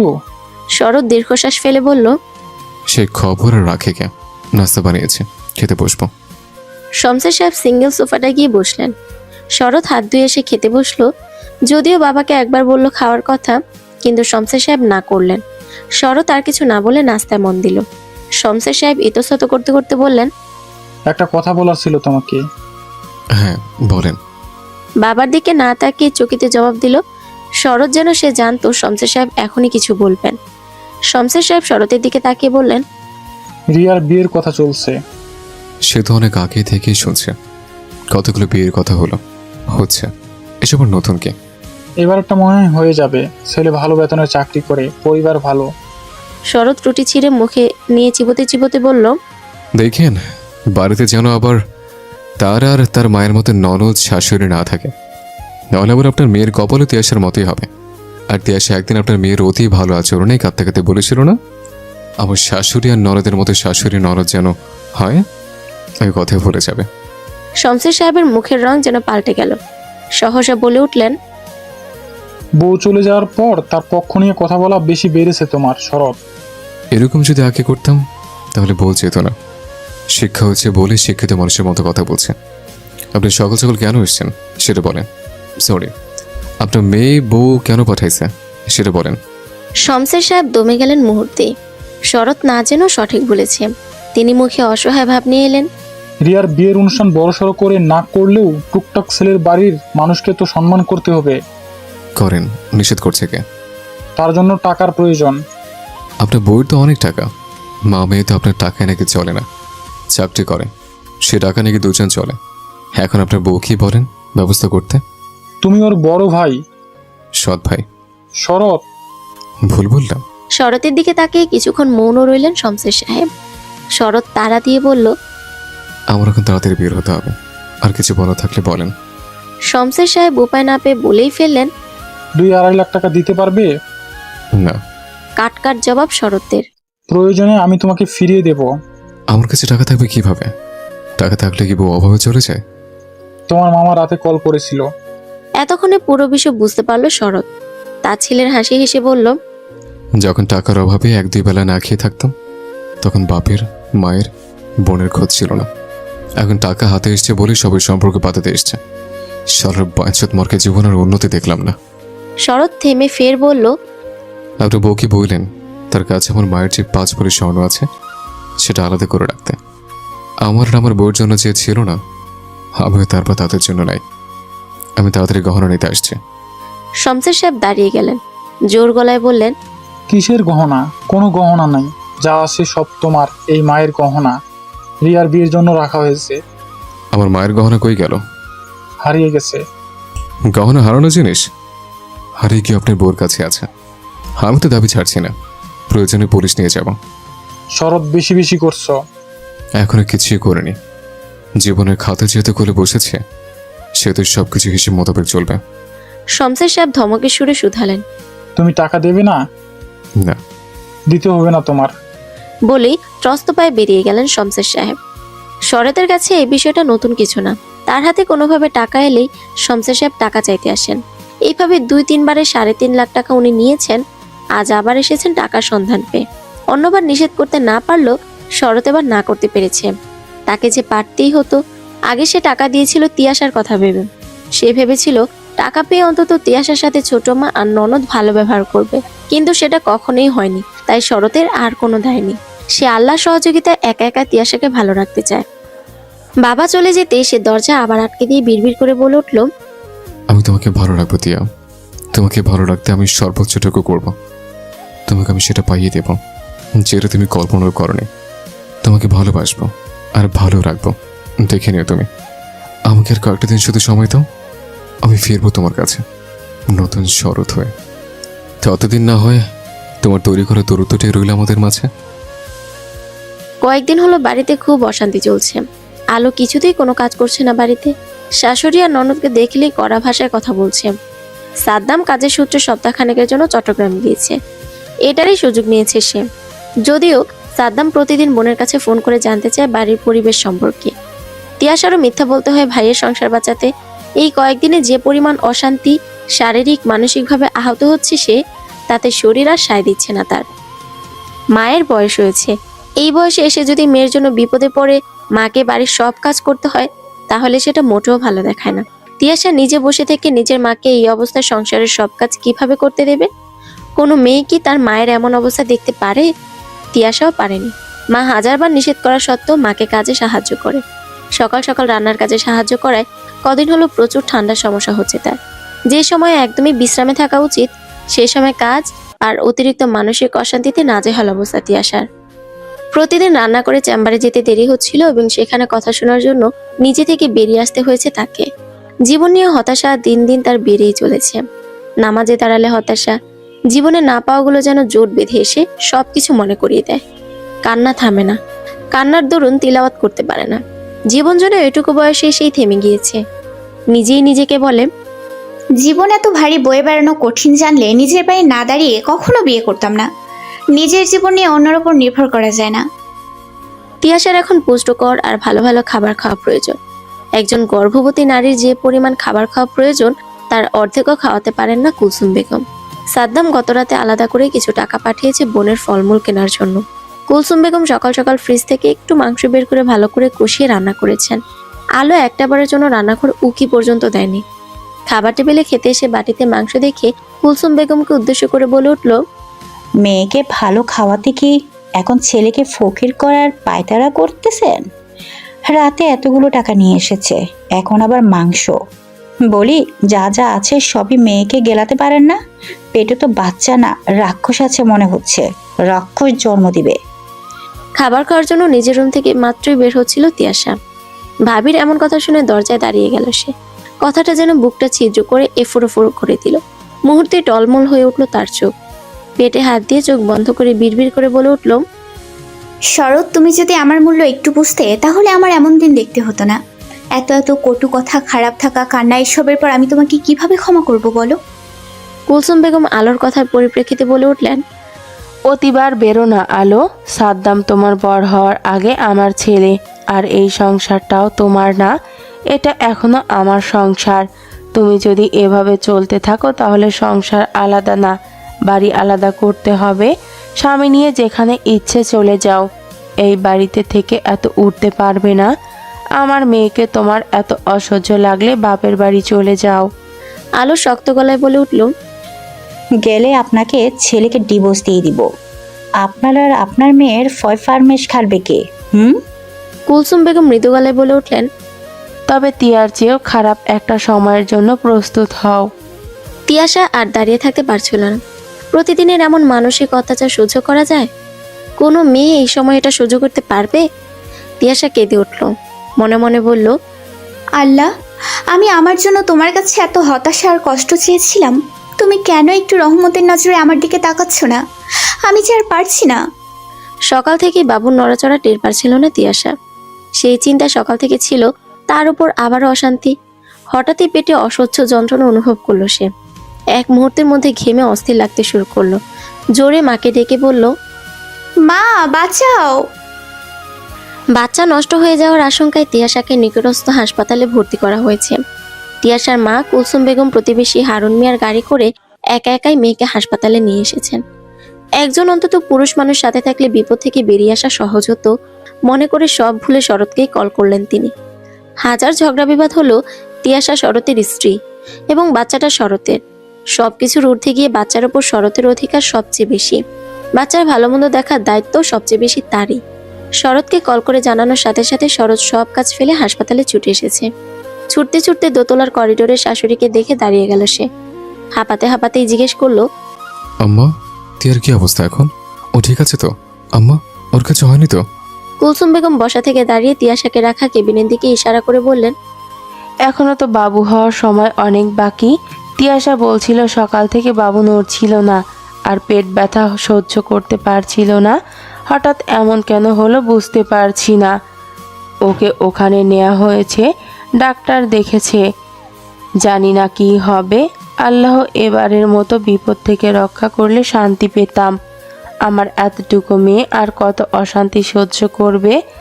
আল্লাহ আর কত পরীক্ষা নেবে ওর? পাশেই একটা চেয়ারে ধপ করে বসে পড়ল শরৎ। দুই হাতে মাথা চেপে ধরে বলে উঠল, সব আমার জন্য হয়েছে। আমি যদি তিয়ার কথা শুনতাম, ওর কথা ভাবতাম, তাহলে আর এমন হতো না। কুলসুম বেগম আফসোস করে বললেন, শুধু তুমি, তোমার গা ছাড়া স্বভাব, বাবার মৃত্যু, বাড়িতে ভাইয়ের বউয়ের করা কথা, আমার কিছু করতে না পারা, বাড়ির কাজের জন্য মেয়েটা চাকরি পর্যন্ত ছেড়ে দিয়েছে। তার এমন বিপদ হবে না তো কার হবে? তুমি বিয়ের আগে কি বলেছিলে? তোমার শরীরে রক্ত বিক্রি করে হলেও আমার মেয়েটাকে তুমি ভালো রাখবে। বিয়ের আগেই তোমার বিভিন্ন খারাপ স্বভাব সম্পর্কে জেনেও তোমার কাছে আমার মেয়েকে দিয়েছিলাম, কারণ আমার মেয়ে তোমাকে ভালোবেসেছিল। শরৎ, 3-3.5 বছর তো কম সময় ছিল না ভালো কিছু করার জন্য, তবুও কেন নিজের কথা রাখলে না তুমি? আমার মেয়ের চাহিদা তো খুব বেশি ছিল না, তুমি কেন পুরুষ হয়ে উঠলে না? পুরুষের মতো স্ত্রীর ভরণ পোষণের দায়িত্ব নিতে পারবে না বলে বাপের বাড়িতেই রেখে দিলে। আমার মেয়েকে খুব ঠকিয়েছ তুমি। শরৎ মুখ তুলে চাইল। কিছুক্ষণ নীরব চোখে চেয়ে রইল কুলসুম বেগমের দিকে। পরক্ষণে হাত জোর করে বলল, আম্মা, আর একটা বার আপনার মেয়েকে আমাকে দিবেন, এবারই শেষ। আমি যদি ওকে ভালো রাখতে না পারি, আমি আপনাকে কথা দিচ্ছি, আমি আমার এই মুখ আপনাকে কখনো দেখাবো না। আমি নিজে তিয়াকে মুক্তি দেব না, এই অবধি আমি আসতেই দেব না। আমাকে এবার আর কোনো কিছুর অভাব বুঝতে দেবো না। আমি কেন বাবার নিজের কথাতে হেরে যাওয়ার কথা বলে ফেলি? আমাকে তো তিয়ার জন্য হলে জিততে হবে। আমি ওকে ভালো রাখবো, কারো কোনো বাজে কথা শুনতে হবে না ওকে। শরৎ থেমে পুনরায় হড়বড়িয়ে বলে উঠল, আম্মা, আমাকে আর একটা বার সুযোগ দিন প্লিজ। ওর কোনো অভাব হবে না, খাবার, পোশাকের, ভালোবাসা বা সম্মানের কোনো কিছুর অভাব হবে না ওর। আমি কিছু করতাম না বলে আমার বাড়ির মানুষের কাছে অন্য বৌদির মতো সম্মান পেত না, এটা ওর হবে না। আমি সব চেঞ্জ করব। আল্লাহ, শুধু এবারের মতো তিয়া আর আমাদের বাচ্চাকে বাঁচিয়ে নিক। আমি কোথাও গাফিলতি করব না। কুলসুম বেগম চোখের পানি মুছে মৃদু গলায় বললেন, আমার মেয়েটা শুধু এবার সুস্থভাবে ফিরে আসুক। ওকে বুঝিয়ে তুমি যদি ওকে ফিরিয়ে নিতে পারো তাহলে আমার কোনো আপত্তি নেই, কিন্তু ও যদি না ফিরে যায় তাহলে আমি ওকে অন্য কোথাও পাঠিয়ে দিব, যেখানে অন্তত এই কষ্টগুলো ওকে পেতে হবে না। আমার মেয়ে এবার ভালো থাকবে, হয়তো তোমার সাথে নয়তো তোমাকে ছাড়া। তিয়া এখন নিজেকে ভালোবাসতে শুরু করেছে। নিজের বাচ্চাকে ভালোবেসে নিজেদের জন্য ও সব করতে পারবে। শুধু আমি ওকে নিজের বাড়িতে আর ওই আগুনের মধ্যে রাখবো না। একদিকে আমার ছেলের সংসার, আরেকদিকে আমার মেয়ের। আমি কোনোটাকেই হাঁটতে দেব না। একজন নার্স এসে শরৎ আর কুলসুম বেগমকে উদ্দেশ্য করে জানতে চাইল, কিছুক্ষণ আগে যে পেশেন্ট এলো তার বাড়ির লোক আপনারা? কুলসুম বেগম হাতের উল্টো পাশ দিয়ে চোখ আর গাল মুছে বললেন, হ্যাঁ, আমরা। টাকা পয়সার কিছু ব্যাপার আছে, কে দেখবেন আপনাদের মধ্যে? কুলসুম বেগম চেয়ারের উপর থেকে নিজের ব্যাগ নিয়ে নার্সকে কিছু বলবেন, তার আগেই শরৎ তাকে থামিয়ে দিয়ে এবার বেশ স্পষ্টভাবে বলল, আমার স্ত্রীর দায়িত্ব পুরোটা এখন থেকে আমার। কুলসুম বেগম শুধালেন, তোমার কাছে টাকা আছে? আপনার মেয়ের শুধু চিকিৎসা নয়, আপনার মেয়েকে নিয়ে নতুন করে সংসার করার মতো সামর্থ্য আল্লাহ আমাকে খুব তাড়াতাড়ি দিয়ে দেবেন। তবে এখন যে আসতে শুরু করেছে সেটা আপনার মেয়ে যতটুকু চেয়েছিল তার কাছাকাছি। কিছুদিন পর আপনার মেয়ের ভাবনাতীত কিছু হবে ইনশাল্লাহ। কুলসুম বেগম রুকুসকে তাকালেন শরতের দিকে। শরৎ এই কথাগুলো বলার জোর কোথায় থেকে পাচ্ছে সেটা বুঝতে পারছেন না তিনি। এখন স্পষ্টভাবে খোলাখুলি সব শোনার অবস্থায়ও তিনি নেই। শরৎ আর কথা না বাড়িয়ে নার্সের সাথে চলে গেল। কুলসুম বেগম একভাবে দাঁড়িয়ে থেকে শরতের যাওয়ার দিকে তাকিয়ে রইল। সর্বদা এমন একজন দায়িত্বশীল শরৎকেই তো তিনি চেয়েছিলেন মেয়ের জন্য, কিন্তু নতুন শরতের জন্ম নিতে বেশি দেরি হয়ে গেল না তো? তিয়াশার বাচ্চা ঠিক আছে তো? বাচ্চার কিছু হলে তো তিয়াশা কোনোদিনও শরৎকে মেনে নেওয়া তো দূর, ক্ষমাও করতে পারবে না। আরও একটা ভয় যেন গলা চেপে ধরল কুলসুম বেগমের। বেশ খানিকটা সময় পর ডাক্তার নার্স বের হলেন তিয়াশার কাছ থেকে। শরৎ আর কুলসুম বেগম সামনের দিকটাতেই পায়চারি করছিল। ডাক্তারকে বের হতে দেখে সেদিকে দৌড়ে গেল শরৎ। তড়িঘড়ি করে জিজ্ঞেস করলো, ম্যাম, তিয়াশা কেমন আছে? ও ঠিক আছে তো? আর বাবু? ডাক্তার মৃদু গলায় বললেন, আল্লাহর অশেষ রহমত, মা আর পেটের বাচ্চা দুজনই এখন ভালো আছে। হয়তো আর 10-20 মিনিট দেরি হলেই বাবুকে বাঁচানো যেত না। আল্লাহ চেয়েছিলেন বলেই এবারের মতো দুজনই ঠিক আছে। তবে ওনার এমন হয়েছে অতিরিক্ত কাজ আর মানসিক চাপে। এ সময় ওনার বেড রেস্টের প্রয়োজন হাসি খুশি থাকা। কোনো রকম মানসিক চাপ ওনাকে দেওয়া যাবে না। এটা বাবু বা বাবুর মা দুজনের জন্যই ক্ষতিকর। এসবে বাবু নষ্ট হয়ে যাওয়ার সম্ভাবনা অনেক বেশি থাকে। আপনি সম্ভবত ওনার বর, তাই না? শরৎ ওফুন্নিস মাথা ঝাঁকালো। ডাক্তার ফের বললেন, স্ত্রীকে সবসময় শারীরিক পরিশ্রম থেকে দূরে রাখুন। এই কয়েকটা মাস অন্তত ওনাকে মানসিক শান্তি দিন, খুশিতে রাখুন, নইলে অনেক বড় ক্ষতি হয়ে যাবে। কুলসুম বেগম এগিয়ে এসে জিজ্ঞেস করলেন, এখন কি আমার মেয়ের সাথে দেখা করা যাবে? জি, যাবে, কিন্তু ওনার সামনে কান্নাকাটি করবেন না এবং এমন কিছু বলবেন না যাতে ওনার মানসিক অশান্তি বেড়ে যায়। বলে প্রস্থান করলো সবাই একসাথে। কুলসুম বেগম শরৎকে উদ্দেশ্য করে বললেন, তুমি আগে দেখা করে এসো, তারপর না হয় আমি। কুলসুম বেগমকে কথা শেষ করতে না দিয়ে শরৎ বলল, আপনি আগে যান আম্মা। আমি চাই না দিয়ে প্রথমে আমাকে দেখে হাইপার হোক। আপনি না ওর কাছে থাকুন, আমি বাইরে আছি। কুলসুম বেগম আর কোনো কথা না বলে তিয়াশার কাছে গেলেন। বাহিরে অপেক্ষায় রইল শরৎ। ভাবলো শেষবারের মতো তিয়াশার পা ধরে হলো মাফ চেয়ে তাকে ফিরিয়ে চাইবে সে, বোঝাবে। তিয়াশাকে ছাড়া আর অন্য কোনো কিছুতে শান্তি নেই তার। কিন্তু ভাবনার বিষয়, এত কিছুর পর তিয়াশা মাফ করবে তো? শরৎ তিয়াশার কেবিনে প্রবেশ করেছে। চুপচাপ বেডের পাশের চেয়ারে বসে আছে সে। তিয়াশা মুখ ঘুরিয়ে অন্যদিকে চেয়ে আছে। শরতের সাথে প্রথমে দেখা করতে চায়নি সে। কুলসুম বেগমের কথায় রাজি না হয়ে পারেনি। কুলসুম বেগমের কথাগুলোই ছিল এমন যে তিয়াশা সেটা নিয়ে না ভেবে পারেনি। কুলসুম বেগম যতক্ষণ কেবিনে ছিলেন ততক্ষণ শুধু শরতের কথা বলেছেন। শরতের ব্যবহারের পরিবর্তন, কথাবার্তার পরিবর্তন সম্পর্কে অবগত করেছেন। শরৎ সত্যি সত্যি বদলেছে। প্রিয় মানুষের অনুপস্থিতি তাকে বদলাতে বাধ্য করেছে। কুলসুম বেগম এটাও বুঝিয়েছেন, একটা মেয়ের বিয়ের পর বাবার বাড়ির অতিথি হয়ে যায়। মাসে বেড়াতে এলে তবেই শোভা পায়, কিন্তু সংসার ছেড়ে চলে আসলে সে বাড়িতে মেয়েটার কোনো মূল্য থাকে না। যেমন এখন তিয়াশার নেই। আলো প্রতি মুহূর্তে তাকে অসম্মান করে, কথা শোনায়। তিয়াশা সংসার ছেড়ে এসেছে বলেই এত কিছু করার সুযোগ সে পাচ্ছে। আগে অপছন্দ করলেও এত বাজে ব্যবহার করার সুযোগ পেত না যেটা এখন পায়। শরৎ যেখানে নিজের পরিবর্তন ঘটিয়ে কিছু করার চেষ্টা করছে, সুতরাং এই সময় তিয়াশার উচিত শরতের পাশে থাকা। নিজের স্বামীর যদি সত্যি চিন্তা চেতনায় পরিবর্তন আসে, ব্যবহারে পরিসত্ব প্রকাশ পায়, তাহলে তার পাশে থাকায় তিয়াশার কোনো সমস্যা নেই। সে তো এতগুলো মাস বছর ধরে এটাই চেয়ে এসেছিল। সে চেয়েছিল শরতের পরিবর্তন হোক, স্ত্রীকে ভালো রাখার জিদ হোক, তাদের একটা সুন্দর সংসার হোক। তিয়াশা মনে সন্দেহ, শরতেরা আসলেই পরিবর্তন হয়? তার শরৎ কি নিজেকে আদৌ পরিবর্তন করতে পেরেছে, নাকি শুধু উপরে একটা প্রলেপ এঁকে এসেছে? এই মানুষটাকে কি আরো একবার বিশ্বাস করা যায়? শরৎ নীরবতা ভাঙল। সাহস করে নিজের মানুষটাকে ছোঁয়ার সাহস করলো সে। আলতো হাতে তিয়াশার হাতটা নিজের হাতে নিয়ে মৃদু গলায় বলল, এখন কেমন লাগছে তিয়া? তিয়াশা কিছুক্ষণ ওভাবে চুপ থেকে শরতের দিকে ফিরে তাকালো। একটু স্বাভাবিকভাবে বলার চেষ্টা করলো, আগের চেয়ে ভালো। ডাক্তার বলেছে বাবু ঠিক আছে, রাত 9টা থেকে তোমাকে বাসা নিয়ে যাওয়া যাবে। এই সময়টা একটু কষ্ট করে এখানে থাকতে হবে। তিয়াশা দীর্ঘশ্বাস ফেললো, বিড়বিড় করে বলল, বাড়ি, আপন বাড়িটা ডেকে নিলে শান্তি মিলতো। শরৎ চুপ মেরে গেল। যা যা সে তিয়াশার সাথে করেছে তার জন্য তো তিয়াশা এমন বলবেই। স্বামীর বাড়িটাকেও তো শরতের কথার আঘাতে কখনো নিজের বাড়ি মনে করতে পারেনি তিয়াশা। কিছু হলে শরৎ শুধু বলতো, চল বাপের বাড়ি দিয়ে আসি। বাবার বাড়িও তো ভাইয়ের বউয়ের যন্ত্রণায় কারাগারে রূপ নিয়েছে অনেক আগে।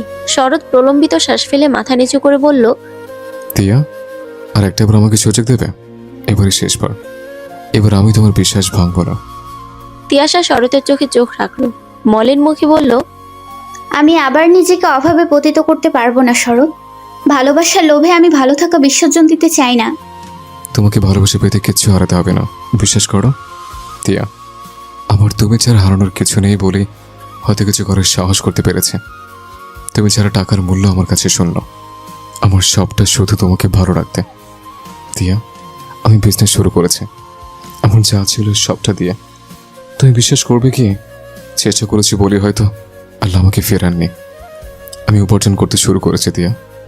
শরৎ প্যান্টের পকেট থেকে একটা ছোট খয়েরি বক্স বের করলো। বক্সটা খুলে তিয়াশার দিকে বাড়িয়ে দিয়ে বলল, গত কয়েকদিন যা ইনকাম করেছে তার থেকে কিছু টাকা দিয়ে আমি তোমার জন্য এই রিংটা নিয়েছি। এটাই পছন্দ করে দোকান থেকে নিয়েছিলাম। তখন আম্মা কল করে জানানো তোমার অবস্থা। তিয়াশা এই শরৎকে সত্যি আর চিনতে পারছে না। যে শরৎ কখনো 10 টাকা খরচ করে তার জন্য একটা গোলাপ আনেনি, সে আজ এত টাকা খরচ করে স্বর্ণের আংটি নিয়ে এসেছে। তিয়াশার চোখে মুখে অবিশ্বাসের ছাপ স্পষ্ট। অবিশ্বাস কম, আশ্চর্যের ছাপ বেশি। এটা সত্যি সেই শরৎ যে কিনা তার দায়িত্ব নেবে না বলে পালিয়ে বেড়াতো, অলসতা দেখাতো। আজ সে কিনা এসব করছে। এটা সত্যি সেই শরৎ। তিয়াশাকে চুপচাপ তাকিয়ে থাকতে দেখে শরতের চোখ টলমল করে উঠল। বুকে একটা ভয় জন্মালো। তিয়াশা আবারও ফিরিয়ে দেবে, তাকে বিশ্বাস করে আর কখনো ফিরবে না। ভারী হয়ে এলো তার কণ্ঠস্বর। বলে উঠল, তুমি ছাড়া আমার কেউ নেই তিয়া, প্লিজ আমাকে মায়ের মতো করে একা করে দিও না। আমাকে একটাবার বিশ্বাস করো, আমি আর একা থাকতে পারছি না। আমাকে একটা সুযোগ দাও তিয়া, ফিরে চলো আমার সাথে। কোথায়? তোমার বাড়িতে? আবার কখনো কিছু হলে তো আমাকে বাড়ি ছাড়তে বাধ্য করবে। আমি তো মেয়ে মানুষ, আমার কোনো বাড়ি নেই। শরৎ তিয়াশার হাতটা শক্ত করে চেপে ধরল, গলা খাদে নামিয়ে বলল, আমার যা কিছু আছে সবই তোমার। প্রয়োজন আমি কাগজ করে দেব, তুমি প্লিজ শুধু তোমাকে আমার করে দাও। আমি আমার সব কিছুর পরিবর্তে তোমাকে চাই। আমি তোমাকে আমার অবস্থাটা কেন বোঝাতে পারছি না। তিয়াশা ইতস্তত করে বলল, গোটা 3-3.5 বছর তোমাকে বিশ্বাস করেই কেটেছে। প্রতিনিয়ত ভাবতাম, এই তো এখনই তুমি একটু আমার কথা ভাববে, আমাকে ভালো রাখার লোক তোমার হবে, কিন্তু সেটা হয়নি। এখন হঠাৎ কিভাবে এত বদল ঘটলো? শরৎ মাথা নিচু করে জবাব দিল, এর আগে তো তুমি নিজেকে অসম্ভব ভালোবেসে নিজের কথা ভেবে আমাকে ছাড়ার সাহস করনি।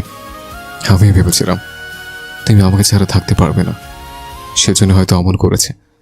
কিন্তু এখন বুঝেছি সবাই সবাইকে ছাড়ার ক্ষমতা রাখে, শুধু ছাড়ার পর যে কষ্টটা হয় সেটা জিদ করে সহ্য করে যায়। আমি তোমাকে ছাড়া, তোমার ভালোবাসা, এই যে থেকে থেকে তোমার আলতো হাতে আমার গাল স্পর্শ, বুকে মাথা রাখা, তোমার হাসি, এসব ছাড়া আমার চলছে না। শুধুমাত্র তোমাকে পেতে আমি আবার সব কিছু বাজি ধরেছি। আমার শুধু তোমাকে চাই, তোমাকে ভালো রাখার জন্য আমি সব করব, সব। তিয়াশার চোখ থেকে জল গড়িয়ে পড়ল। এই মানুষটাকে একবার কেন বারবার সে বিশ্বাস করতে চায়। মনে রাগ, অভিমান যাই থাকুক না কেন, ভালো তো তাকেই বাসে। তিয়াশা জানে শরৎ যেটা সত্যি সেটাই বলে। সে এতদিন তিয়াশাকে ভালো রাখার দায়িত্ব ভালোভাবে পালন করতে চায়নি, সেটা কথা এবং ব্যবহারে বুঝিয়েছে। আজ যখন এভাবে বলছে, প্রমাণ দিচ্ছে, সুতরাং তাকে খুব করে বিশ্বাস করতে ইচ্ছে করছে তার। তাছাড়া বিবাহিত জীবনের সব সমস্যার সমাধান তো একে অপরকে ছেড়ে যাওয়া হতে পারে না। সবকিছু ঠিক করতে সাময়িক দূরত্ব বাড়ানোই যায়। তাতে যদি ভালো কিছু হয় তবে সেটাই করা উচিত। তিয়াশা গাল মুছে শুকনো ঢোক গিলে বলল, আমি কি 3 বছর আগে সেই শরৎকে পাবো যে আমাকে ছাড়া কিছুই বুঝতো না, যার মধ্যে আমাকে ভালো রাখার ইচ্ছে শক্তি ছিল? আমাকে কেউ অপছন্দ করলে সে নিজে তার সাথে দূরত্ব বাড়িয়ে দিত, আমাকে তুলোর মতো বুকে আগলে রাখতো। আমার মুখের হাসিই ছিল তার ভালো থাকার কারণ। আমি যদি একসাথে সব পাই তবে আমি সুযোগ দিব, না হলে নয়াকার না। শরৎ ঠোঁট টিপে হাসার চেষ্টা করলো, অথচ চোখে টলমল করছে পানি। চোখের পলক ফেলতেই গড়িয়ে পড়লো গাল বেয়ে। তিয়াশার হাতটা নিজের গালে ঠেকালো, পরক্ষণে চুমুতে ভরিয়ে দিল তিয়াশার সমস্ত মুখ। তিয়াশা শুধু এতগুলো মাস পর প্রিয় মানুষের স্পর্শ চোখ বন্ধ করে অনুভব করলো। মনে মনে বলে উঠল, আমি শরৎকে ছাড়া কিভাবে থাকার কথা ভাবতে পারি? তিয়াশা যে শরৎকে ছাড়া সত্যিই শূন্য। বিকেলের দিকে মায়ের সাথে বাড়ি ফেরল তিয়াশা। শরৎ বাসার সামনে ওদের নামিয়ে দিয়ে নিজের বাসার উদ্দেশ্যে রওনা দিয়েছে। তিয়াশা এবং কুলসুম বেগমের সাথে কথা বলে জানিয়েছে সে সন্ধ্যার পরে সে তিয়াশাকে নিজ বাসায় নিয়ে যাবে। বাসায় নিয়ে যাওয়ার আগে টুকটাক পরিষ্কার পরিচ্ছন্ন করার সাথে সাথে বাসার প্রতিটা কোণা নতুন করে সাজাতে চায় শরৎ। হসপিটালে বসে বসে তিয়াশার কাছে থেকে লিস্ট করে নিয়েছে কি কি কিনতে হবে আর সে কিভাবে নিজের বাসাকে নতুন করে দেখতে চায়। তিয়াশা জানে এটুকু সময়ে কোনো কিছু সম্ভব না, আর তাছাড়া সামান্য এই কয়েকদিনে তেমন টাকার মানুষ হয়নি যার সাহায্যে সে এখনই পুরো বাসার তিয়াশার মন মতো সাজিয়ে ফেলবে। তাছাড়া সংসার তো একদিনে সাজিয়ে ফেলার জিনিস না, সংসার সাজাতে ধৈর্য ধরতে হয়। এক এক সময় এক এক জিনিসের প্রয়োজনীয়তা অনুভব করলে সেটা নিজের বাসায় জায়গা করে নিতে হয়। শরৎ তবু ছাড়েনি। আপাতত যেগুলো প্রয়োজন বা অল্প টাকার মধ্যে সে তিয়াশাকে দিতে পারবে এমন কিছু জিনিসের নাম জেনে নিয়েছে। নিজে বাড়ি অবধি পৌঁছে দিয়ে গিয়েছে এবং যাওয়ার সময় স্পষ্টভাবে বলেছে, এখন অন্তত ব্লগটা প্লিজ খুলে রেখো। তোমার বাসায় তোমার ইনস্ট্রাকশনে সাজাতে দিও। তুমি গেলে সব হবে, কিন্তু তুমি যাওয়ার আগে কিছু পরিবর্তন প্রয়োজন। তোমারও তো জানার প্রয়োজন তোমার শরৎ সত্যি তোমাকে ভালোবেসে বলেছে, সে তোমাকে সত্যি ভালো রাখতে চায়। তিয়াশা আর কুলসুম বেগম বাড়ির ভেতরে প্রবেশ করতেই আলোর গলা শুনতে পেল। এগিয়ে আসতেই বুঝলো আলো রান্নাঘরে। তিয়াশা চলার গতি কমিয়ে দিলে কুলসুম বেগম বলে উঠলেন, এখন সোজা নিজের রুমে যাবি, কোথাও দাঁড়াতে হবে না। রুমে গিয়ে ভালো একটা শাড়ি পরবি আজ, যদি পারিস গোসলটা সেরে নিস। হসপিটাল থেকে ফিরেছিস, নানান রকম অসুখ বিসুখ রোগবালাই সেখানে, ভালো করে গোসল দিয়ে চুল শুকিয়ে নে। এ সময় চুল যেন একদম ভেজা না থাকে বলে দিলাম। আমি খাবারের ব্যবস্থা করছি, তুই যদি এই একবেলা আর কিছু ভেবেছিস। তিয়াশা মাকে দেখে আবার রান্নাঘরের দিকে তাকালো। আলো তাদের দেখেছে। তিয়াশা এবং কুলসুম বেগমকে দাঁড়িয়ে থাকতে দেখে এগিয়ে এলো রান্নাঘরের দরজার দিকে। তিয়াশাকে সুস্থভাবে দাঁড়িয়ে থাকতে দেখে খোঁচা দিয়ে বলে উঠল, দেখে তো একেবারে ভালো মানুষই মনে হচ্ছে। তখন কি বাড়ি থেকে বের হওয়ার জন্য নাটক করা হয়েছিল?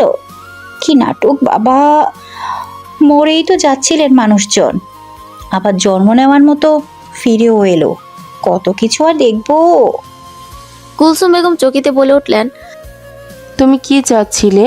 আমার মেয়ের কোনো ক্ষতি হয়ে যাক, মরে গেলে খুশি হতে? আমার খুশিতে কার কি আসে যায়? আমার খুশিতে কেউ বাঁচবেও না, আবার কেউ মরবেও না। আলোর দিকে তেড়ে গেলেন কুলসুম বেগম। থাপ্পড় দিতে হাত উঠাতে তিয়াশা মাকে থামিয়ে দিল। ঠান্ডা মেজাজে বলে উঠল, আমাকে চুপ থাকতে বলে তুমি যেখানে সেখানে মুখ নাড়াচ্ছ কেন? সত্যি তো, কে কি চাইলো তা দেখে তো আল্লাহ আমার মৃত্যু দেবে না বা বাঁচিয়ে রাখবে না। আমার আয়ুতে কারো হস্তক্ষেপ সম্ভব না, সব আল্লাহর হাতে। কুলসুম বেগম আফসোস করে বললেন, ছেলের সাথে বিয়ে করিয়ে শকুন এনেছিলাম আমি। শকুনের নজর কখন কোন বিপদ যায় সেই শকুনই জানে। ছেলের জীবন আর সংসার দুইটাই শেষ করতে উঠে পড়ে লেগেছে। এই মেয়ে কবে শিক্ষা পাবে আল্লাহ জানে। একটা মেয়ে তার বাপের বাড়ি এসে থাকবে সেটাও নাকি তার সহ্য হয় না। আর তার স্বামী যে আমার ছেলে আর কারো ভাই সেটাই ভুলে গেছে। আল্লাহ আছেন, প্রতিটা কথা আর কাজের ফলাফল এই মেয়ে পাবে। আলো বাজখাই গলায় বলে উঠল, বাড়ির বউ নাকি খারাপ? গিন্নির মুখ দিয়ে তো কত ভালো ভালো কথা বের হচ্ছে, তাই না? নিজের ছেলের বউকে শকুন বলা হচ্ছে, অভিশাপ দেওয়া হচ্ছে। যার অভিশাপ তারই লাগবে। সাদ্দাম আগে আসুক, বউয়ের দোষ শুধু দেখা হয়, এদিকে মা যে অরেক কাঠি উপরে সেটা তো আর জানে না। তিয়াশা মায়ের হাত ধরে মায়ের ঘরের দিকে টেনে নিয়ে গেল। বলতে থাকলো, আম্মা যেন কুল, দোয়া করো এবার যেন আমাকে ঠকতে না হয়। বিশ্বাস করো, শরৎ যদি সত্যি বদলে যায় আর আমাকে ভালো রাখতে চায়, আমার মনের মতো হয়, তাহলে দুনিয়ার কাউকে আমি পরোয়া করব না। এক আল্লাহ ছাড়া আমি কাউকে নজরে আসতে দেব না। আর তোমার ছেলের বউ, আল্লাহ আছেন তার জন্য। আল্লাহকে আলাদা করে বলতে হবে না কিছু, তিনি সব দেখেন এবং জানেন, তিনি সবটা দেখে নেবেন। তুমি এসব নিয়ে আর কিছু বলবে না, তাকেও না আর ভাইয়াকেও না। আম্মা, আমি সব ভুলে সংসার করতে চাই, শরতের সাথে ভালো থাকতে চাই। সেটা যদি ভাগ্যে না জোটে তবে আমি দ্বিতীয়বার এ বাড়িতে ফিরবো না। আশা করছি এবার সব ঠিক হবে। কুলসুম বেগম মেয়ের মাথায় হাত রেখে মিষ্টি হেসে বললেন, আল্লাহ তোমার সহায় হোক। তবে মাথায় রাখবে, সব সময় সবাইকে ছাড় দিতে নেই। সবাইকে ছাড় দিলে নিজের প্রতি অবিচার করা হয়, আর সেটা এক প্রকার জুলুম। ও ছাড় দিতেই থাকলে তারা উঠতে থাকবে, উড়ে এসে তোমার মাথায় ঠোকর বসাবে। তোমার উচিত নিজের হয়ে সব সময় লড়ে যাওয়া সবার সাথে।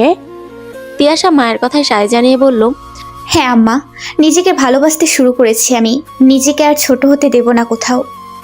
কুলসুম বেগম মেয়ের গালে হাত ছুঁয়ে আদুরে গলায় বললেন, যাও এবার তৈরি হও, গোসল করে সুন্দর করে একটু সেজো আজ। আমার মেয়েটাকে অনেকদিন সাজগোজে দেখি না।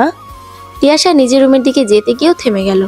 কণ্ঠ খাতে নামিয়ে শুধালো, আম্মা, আমি ও বাড়ি যেতে রাজি হয়ে ভুল করলাম না তো? কুলসুম বেগম আশ্বস্ত করে বললেন, পুরুষের পরিবর্তন সহজে হয় না, কিন্তু সেটা সত্যি কখনো হলে সেটা আজীবনের জন্য সুখকর। তিয়াশা মায়ের কথা বুঝতে পারল। আল্লাহর উপর ভরসা রেখে আরেকটা বার প্রিয় মানুষটাকে সুযোগ দেওয়ার কথা ভাবল সে। তিয়াশা গোসল শেষ করে ভেজা চুলে আয়নার সামনে এসে দাঁড়ালো। লাল টকটকে একটা শাড়ি পরেছে সে, আঁচল কাঁধের ওপর উঠিয়ে নেওয়া, উঁচু পেটটা উকি দিচ্ছে বারবার। কিছুক্ষণ পর পর ভেতর থেকে কেউ নিজের উপস্থিতি জানান দিচ্ছে। এক নজরে আয়নায় নিজের পেটের দিকে তাকিয়ে আছে তিয়াশা, মুখে মিটিমিটি হাসি। অন্য সময় পোশাকের উপর দিয়ে তার নিজের ভেতরে বেড়ে ওঠা প্রাণটার উপস্থিতি বুঝলো, আজই প্রথম এভাবে দেখার সৌভাগ্য হলো তার। বেশ কিছুটা সময় এভাবেই কাটলো। ধীরে ধীরে চুল শুকিয়ে নিল সে, চুল আঁচড়ে ছেড়ে রাখলো। মা বলেছে একটু সাজগোজ করতে, এই সময় আর কি সাজবে সে? হাতের কাছে যা পেলো তা দিয়ে চোখে একটু কাজল আর ঠোঁটে হালকা লিপস্টিক দিল। বোঝার উপায় নেই সেভাবে। তিয়াশার তৈরি হওয়া অনেক আগেই শেষ। সন্ধ্যার পর কুলসুম বেগম একটা ছোট বাটিতে পায়েস নিয়ে রুমে প্রবেশ করলেন। তিয়াশা নিজের প্রয়োজনীয় জিনিস, জামা কাপড় গুছিয়ে নিয়েছিল।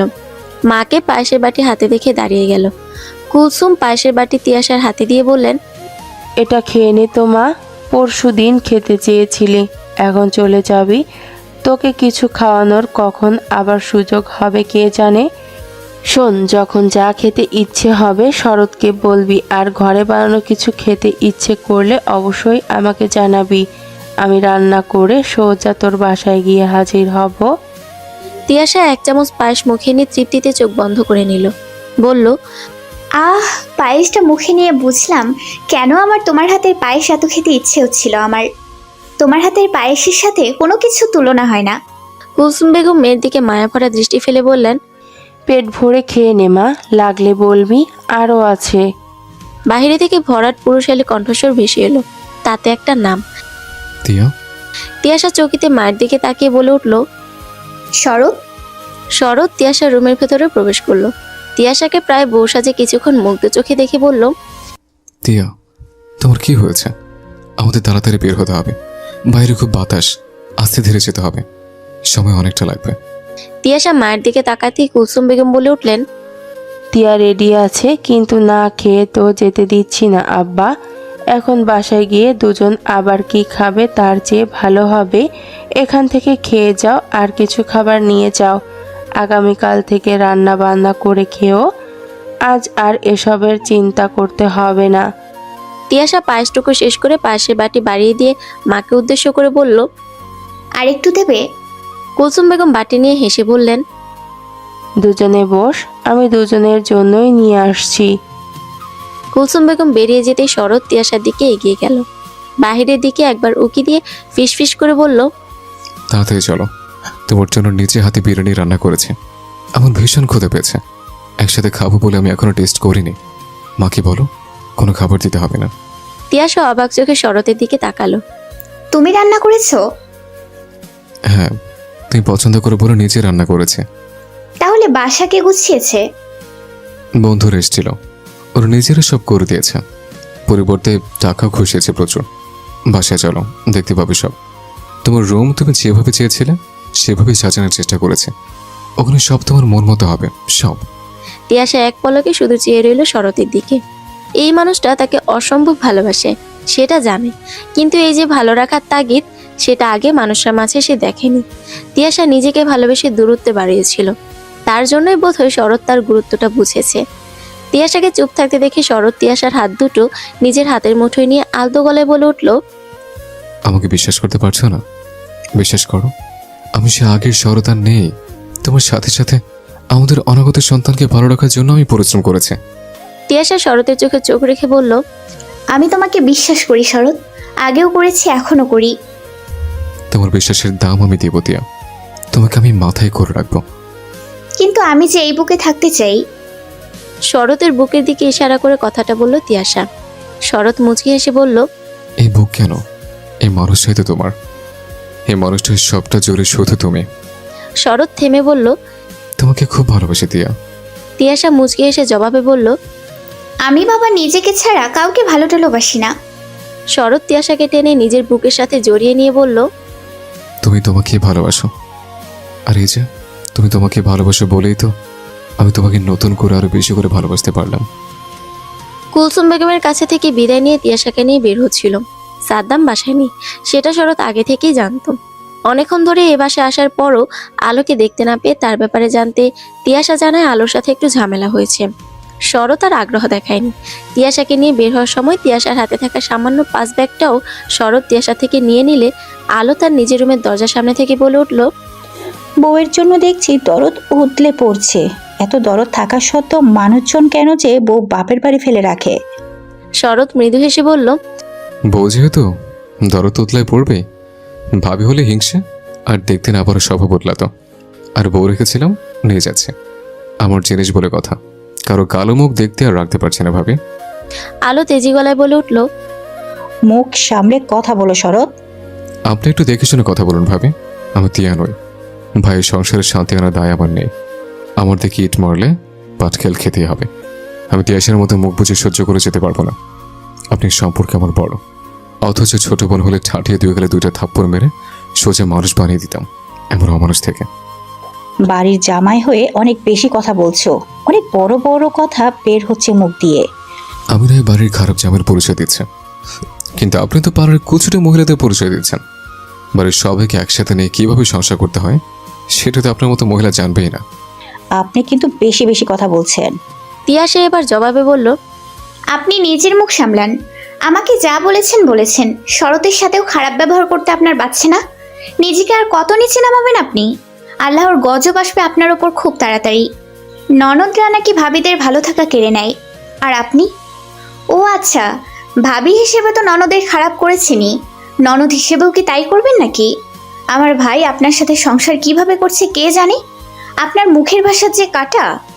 কুলসুম বেগম জামাতা মেয়েকে ঠেলে বাহিরের দিকে এগিয়ে দিয়ে বললেন, আর কথা বাড়াস না বাবা, নতুন করে জীবন শুরু করতে যাচ্ছিস। দোয়া করি দুজন খুব ভালো থাক, সবাই দেখুক তোরা ভালো আছিস। খুব ভালো থাক তোরা।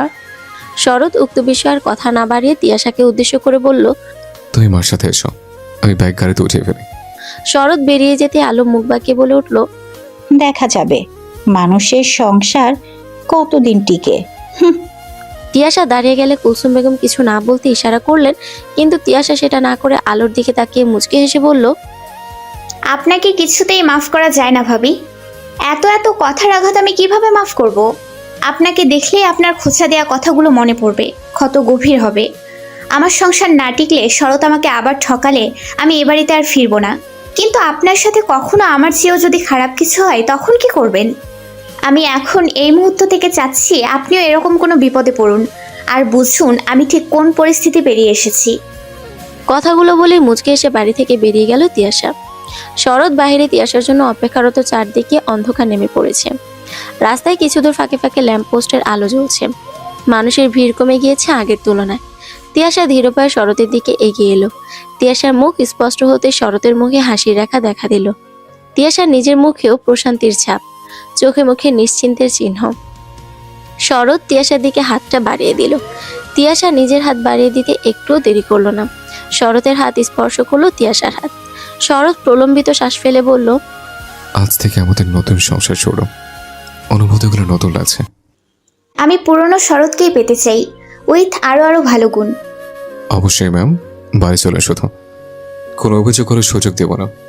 তিয়াশা শরতের দু চোখে কিছুক্ষণ চেয়ে রইল, তারপর আলতো গলায় বলল, ভালোবাসি শরৎ। শরৎ মুচকি হেসে বলল, কিন্তু আমার মহারানী তো নিজেকে ভালোবাসে। তিয়াশা মৃদু হেসে শুধু আধো আধো শব্দে বলল, তুমি তো আমার নিজেরই। নিজেকে, নিজের মানুষকে কে না ভালোবাসে? সমাপ্ত।